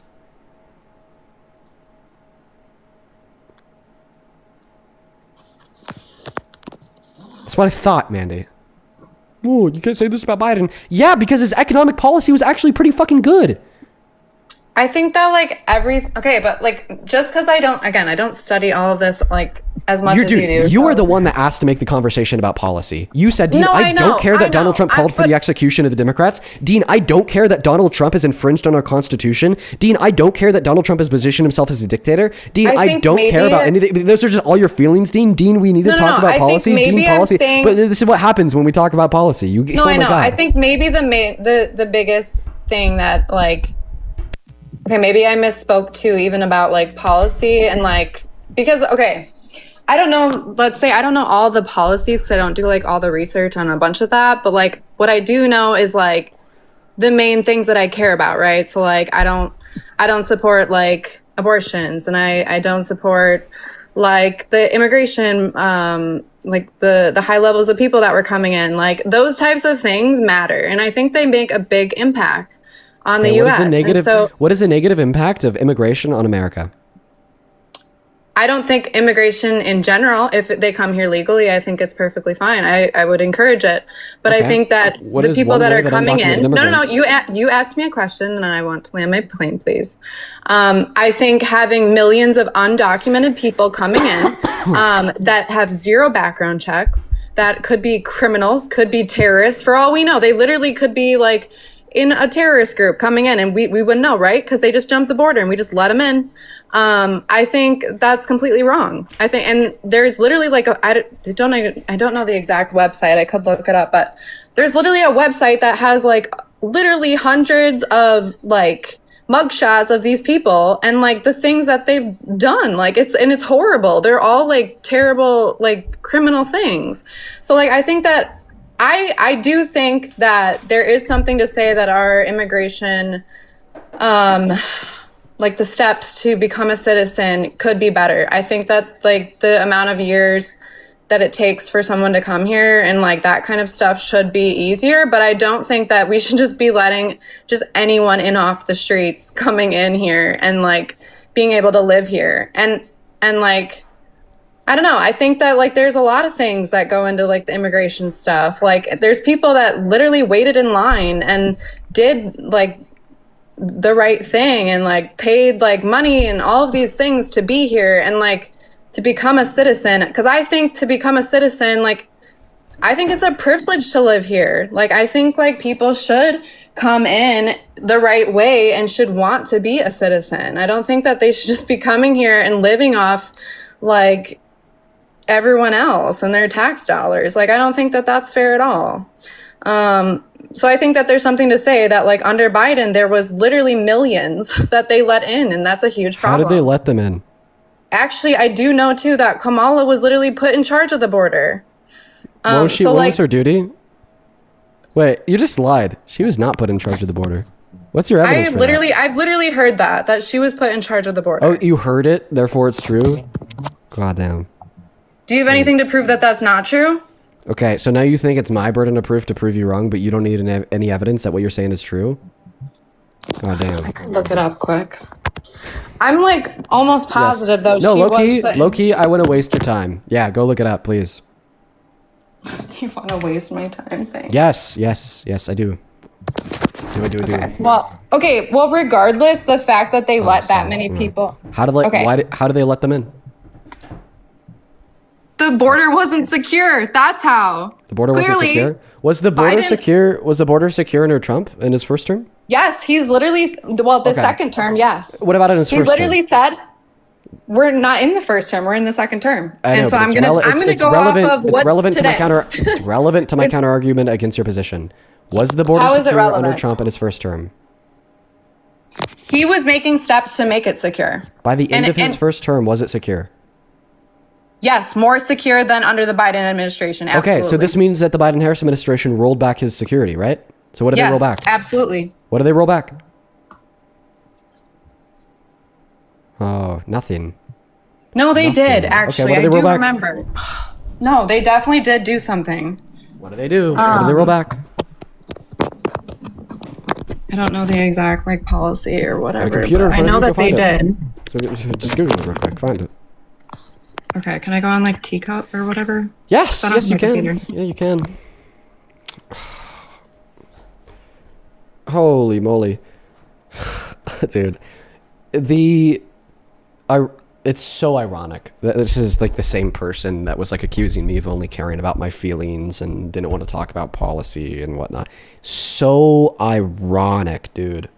So ironic.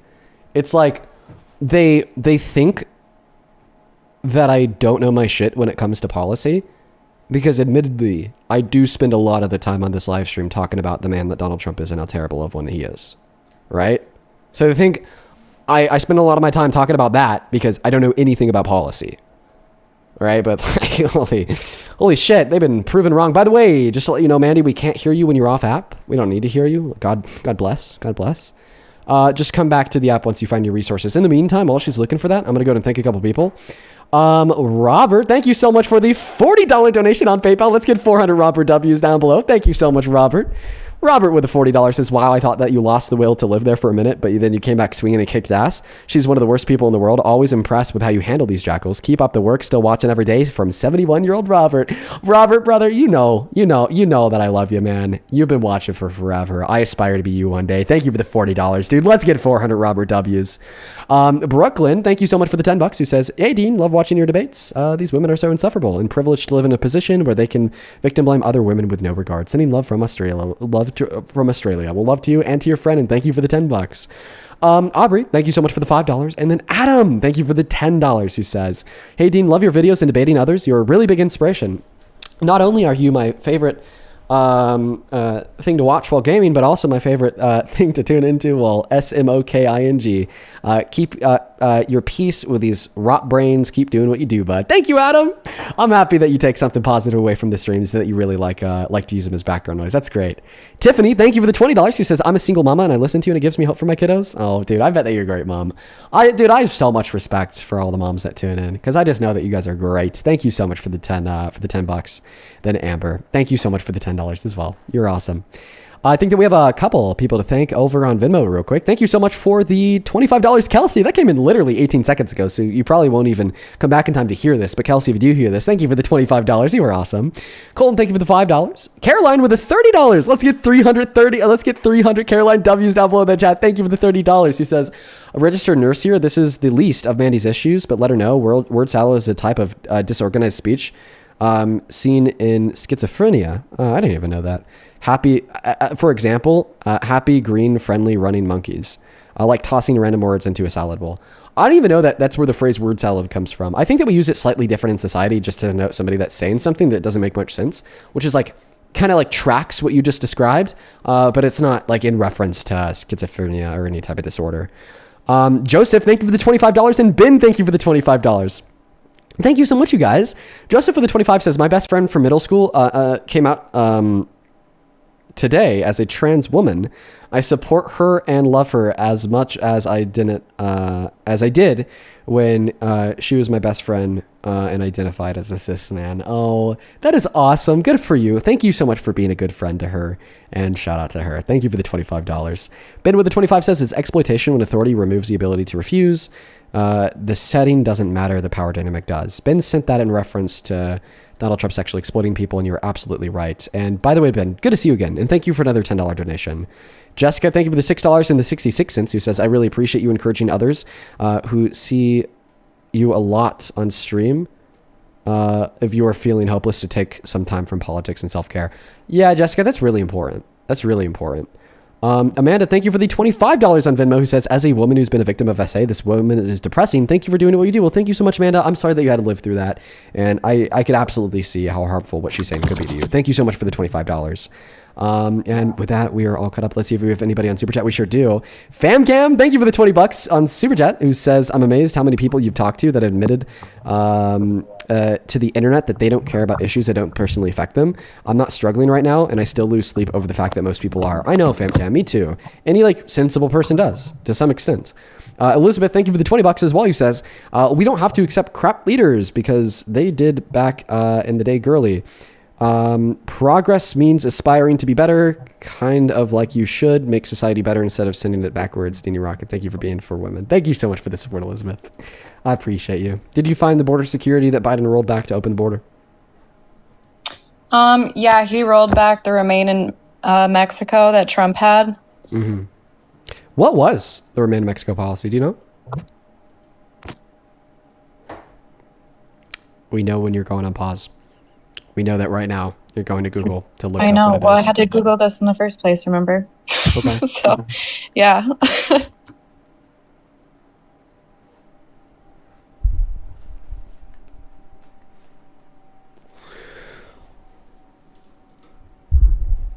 It's okay. We'll give her a moment. I'm actually going to check in on sorry, I the didn't artist realize too. you couldn't hear me. Yeah, we can't hear you when you leave the app. So it said it required asylum seekers to Dude, just come back to the app. I'll just tell you what it is. Okay, just tell me. Yeah, please just read it for me. The Remain in Mexico policy was a piece of legislation that required asylum seekers to remain in Mexico while their asylum claim was being processed by the court system. Are asylum seekers legal immigrants or undocumented immigrants?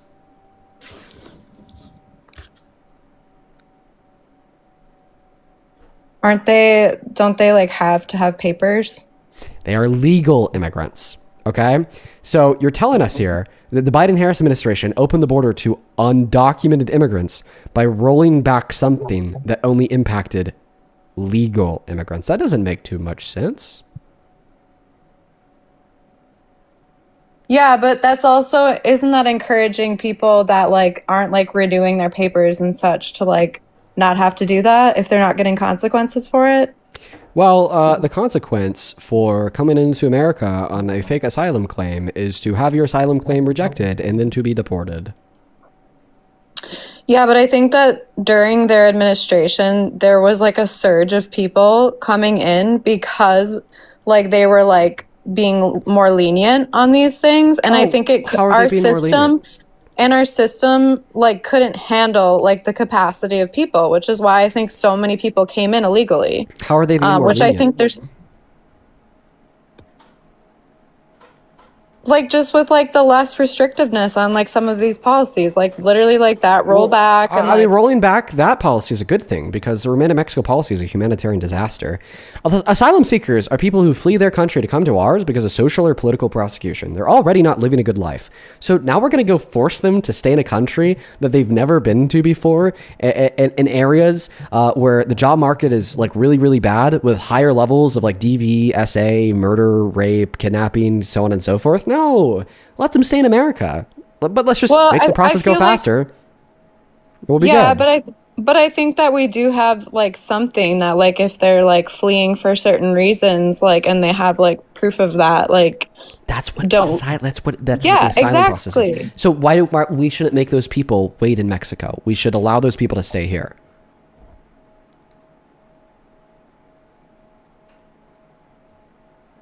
Well, I don't necessarily think that because like what if that person like okay, but they still do like background checks and stuff on them in order to give them asylum, right? They're like the temporary I think so. I think that there's some type of background check involved in the process. Okay, I guess then my question would just be then like for like the millions that did come in, like they're just jumping the border then, or came in. A lot of undocumented immigrants who came into the country under Biden, they overstayed visas. They came into the country. Yeah, but let me ask you this: How are there if they were doing these background checks and these things were happening, then why were there so many criminals that had so many different offenses? Oh, well, that's not true. Oh, so these mugshots and all of these people that they found and deported are just like, that's just lies? Oh, wow. You're not too intelligent. Think about what you're saying. You're arguing that there was a lot of them, like a large proportion of those who are undocumented immigrants. And then I'm saying that's false. So then you're like, oh, Dean, how could you say that a large proportion of undocumented immigrants weren't violent criminals when I can maybe point you towards 100 that were violent criminals? You know what I mean? Listen, according to PNAS, undocumented immigrants are actually 2.5 times less likely. It was definitely more than 100. Listen, my point is it's sub 1%. Significantly lower than citizens because undocumented that we even know of are 2.5 times less likely to commit violent crimes on American soil compared to U.S. citizens. Did you know that? I did hear something like that, yeah, but I don't think... Right, so if so many of them are hardened criminals, why are they so much less likely to commit the hardened crimes? But how can you say that of the people because they're literally undocumented? For all you know, that statistic could be completely wrong. No, undocumented doesn't we didn't mean, do background checks on them. These people we don't even... No. Undocumented doesn't mean no crime whatsoever. No documentation whatsoever. We could still document them with ITINs, driver's license, identification cards, jobs, W-2s, so on and so forth. But my claim here is that they're 2.5 times less likely to commit violent crimes once they're here. So, like, you know, let's just assume that so many of them are coming into this country with crazy criminal records from their home country that we didn't catch because there was no background check. Then why are they so much less likely to commit the hardened crimes again in America? Because what it seems to be the case is we know that once you commit a crime one time, you're so much more likely to commit another crime a second time. So why are undocumented immigrants 2.5 times less likely to offend than citizens if more of them are hardened criminals with criminal records from their home country? I mean, I do think there's something to say that, like, America obviously provides you with, like, better opportunities, better living. So, like, that can impact, like, the decisions that you make or have to make for your families and such to commit crimes. I can see that side of thing. But I do think... But it also gives that same alleviation to citizens. The point is that, well, actually, not too many of them are violent criminals. And the reason why they came into the country with the use of undocumented means is because illegal means take too long. Well, yeah, and I made that point earlier, right? I said I think that there should be, like, something that, I don't know, makes that, like, faster and whatever. But I don't think that we should just be allowing anyone in here without, like, background checks and all of that. Okay, but you're not responding to the point here. The point is that you're wrong when you suggest that so many of them are violent criminals.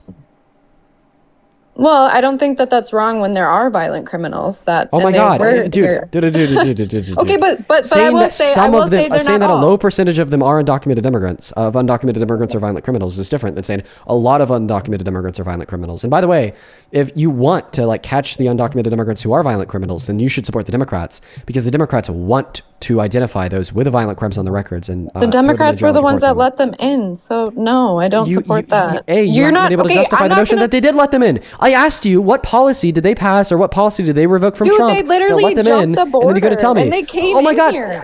Dude, holy shit. Democrats deported undocumented immigrants with violent crimes on the records at higher rates than Trump today. What the fuck are we talking about?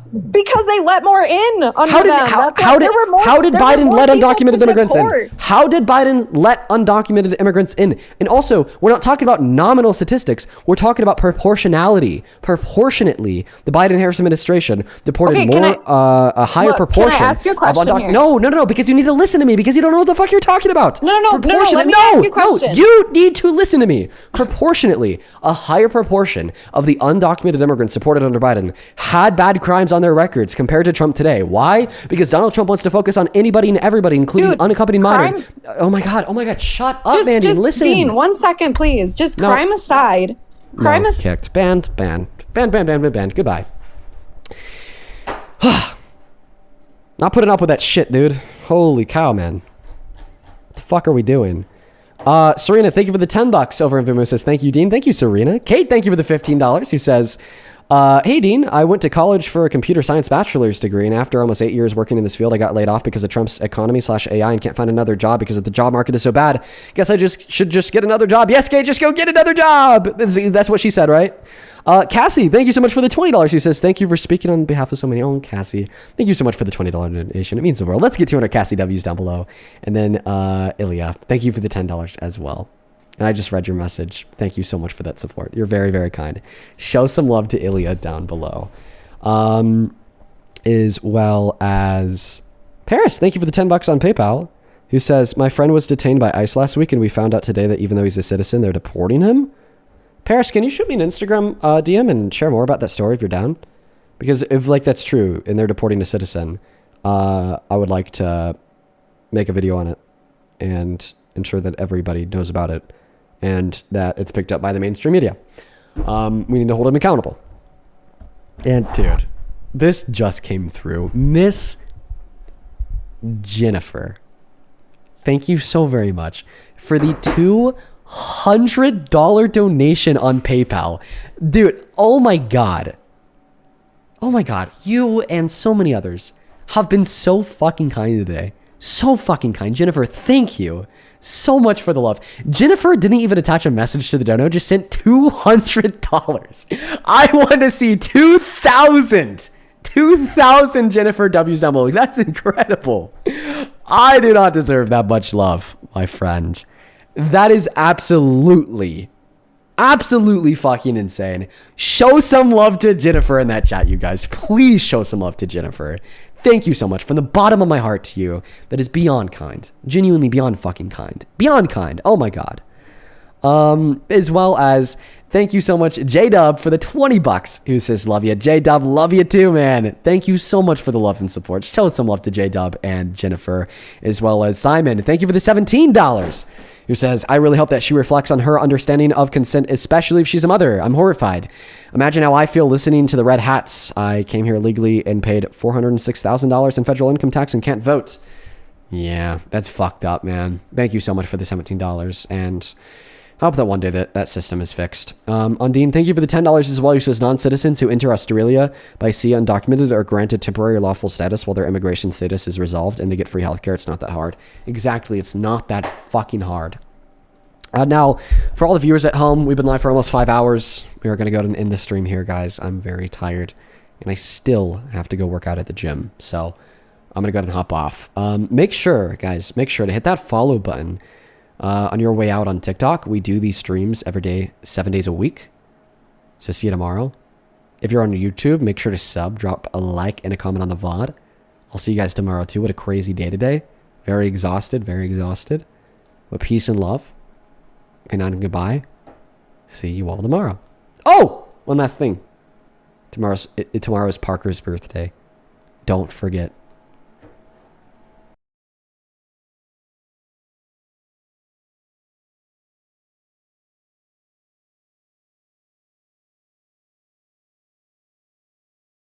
Because he knows that you're worth it. If you go outside, a man's gonna want you and your 4 or 5 kids. But you listening to this one man telling you, oh, nobody gonna want you, and you think that you have to stay with him because he's telling you that. No, leave that man. Go outside, get yourself together, and I guarantee you, somebody gonna be. The thing is, who is with that dude? What woman is even letting a dude? What woman is letting that dude touch her? That's what I'm trying to think. Who let that dude get? Who that dude touch?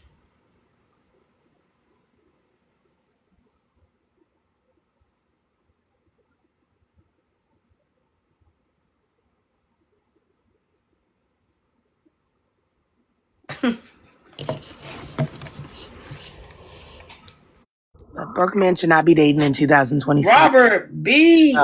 Quiet, Robert. Oh, Nick, you is funny. Oh my God.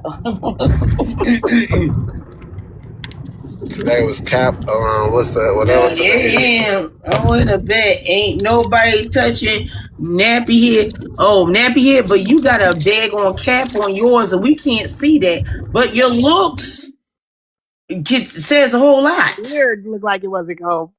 Yeah, and let me say this much. The way you behave on a social media platform panel, I know you've been to jail.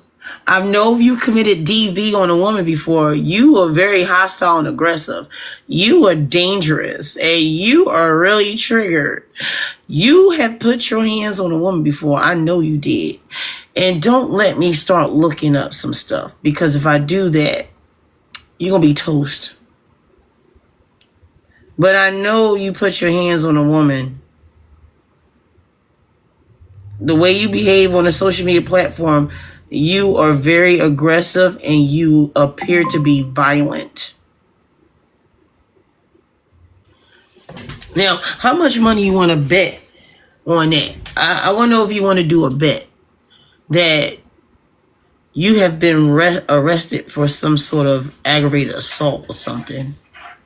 Anything that has to do with physical harm. Let me just do something real quick. I'll give you this.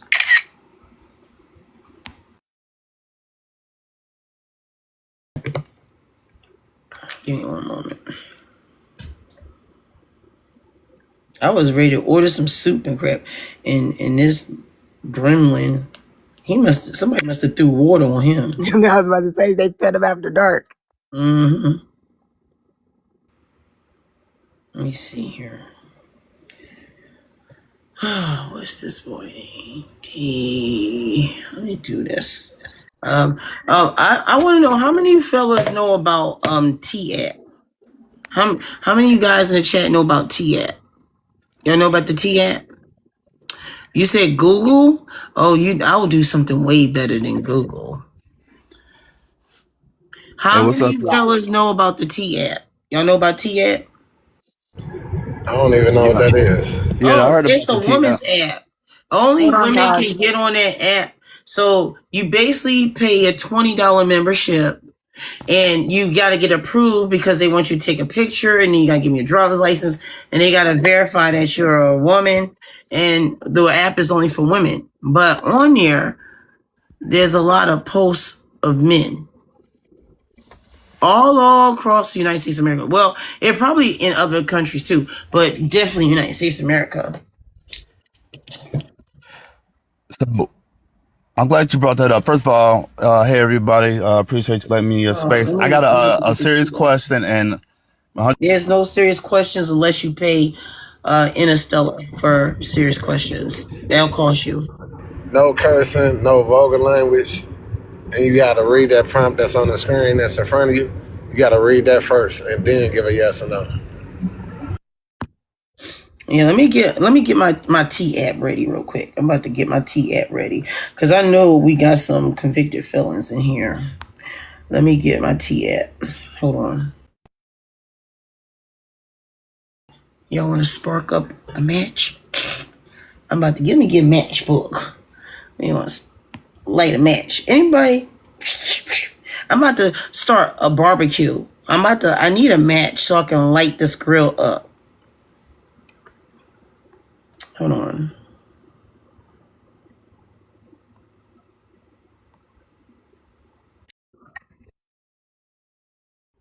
I'm about to open up my T-App. should broke men be allowed to date in 2026? I'm gonna say yes, but hear me out. What's the definition that we're using for broke? Go look it up. I mean, I'm just saying, like, what salary? Like, would you say if a man makes? Go look it up. No money, no. So zero. You're talking like $0. Like he has zero. I said, go look it up. I mean, all right. Yeah, I know you didn't come up here to ask for that. My prompt says, should broke men be allowed to date in 2026? Right. The prompt doesn't say, hold on. The prompt doesn't say define broke.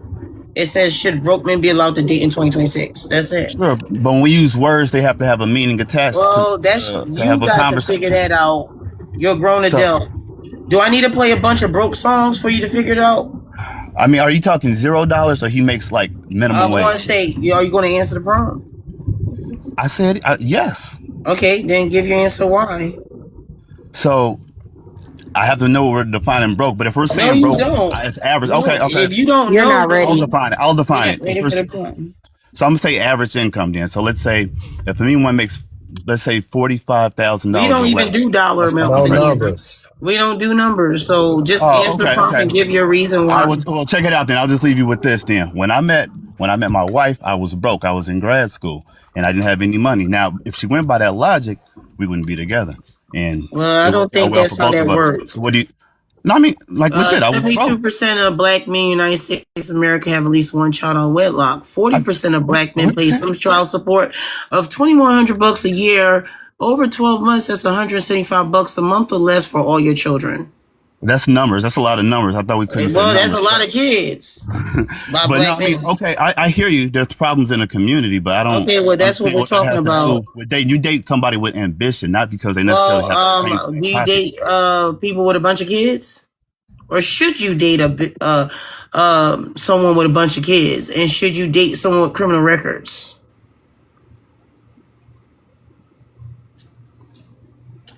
Ooh, he left. Everybody run. He left. The brokies always run. Yeah, so should you date someone with a bunch of kids, and should you date someone with a criminal history? He left on his own too, because I started screen recording.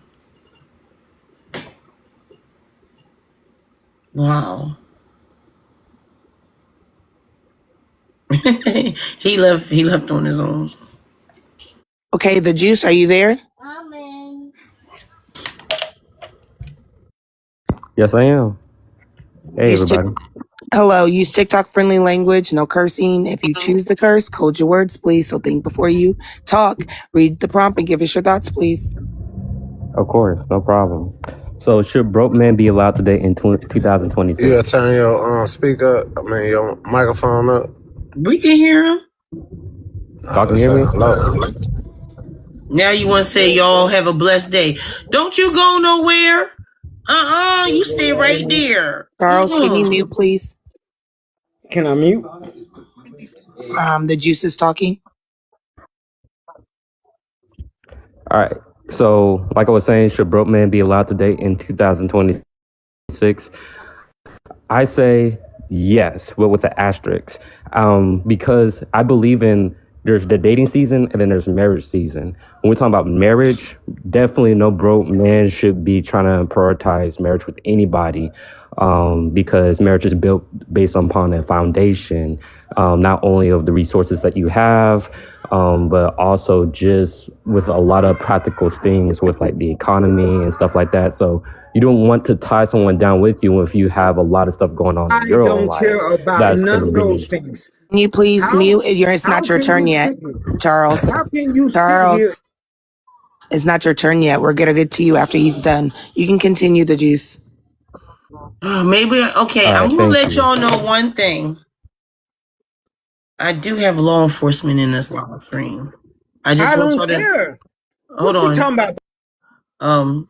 If I feel threatened, if I feel terrified and timid, I will file a complaint. Marriage, I think, is very, very, very, very important for a man to be like financially stable. And I am screen recording this But too. for like, it's screen recorded. for like dating, You don't have to dating-wise, care. But if you get aggressive here and you intimidate me, I'm going to have to file a complaint. File one then. Go ahead. File one then. I am.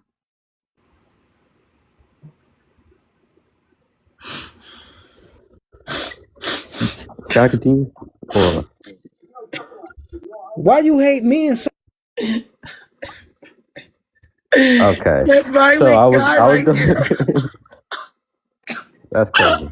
All I was trying to say for like dating, I understand that it's not the best for a man to be dating, while he doesn't have a lot going on for himself. But I do understand that life does happen. So like back in the day when you meet somebody in the library or you meet somebody at the mall or something like that, and you catch a glimpse of them and you're like, oh, okay, they look cute, or they come to you or something like that, and something just starts off. You can't control that, that's just emotion and how stuff naturally like evolve. But what you can control you not is see her intentionality. upset and crying, sir? She is upset. Are you gonna ask her if she's okay? He not okay? Just say Upset don't you? care. Oh, my Just bad. say he not No. up here. It's not that I don't care. It's not that I don't care. My bad. That I'm man sorry. upset her, I and apologize. and you continue to answer the prompt, sir. I can't believe you. Well, I said if it was good to go. I said if I go. I can't believe you, sir. How dare you? You Okay. BOK men are so violent and rude and aggressive. Y'all so mean and disrespectful. My apologies. Y'all As so a man, my apologies.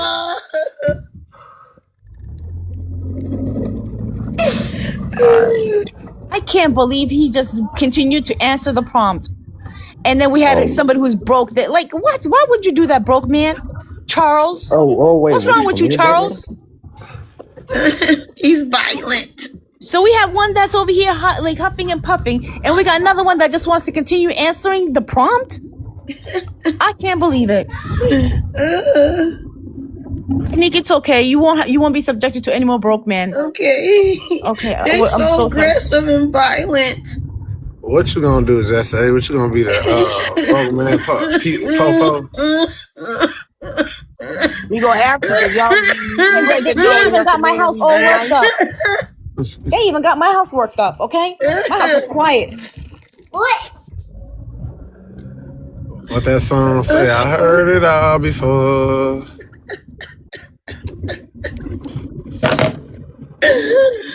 Shameful.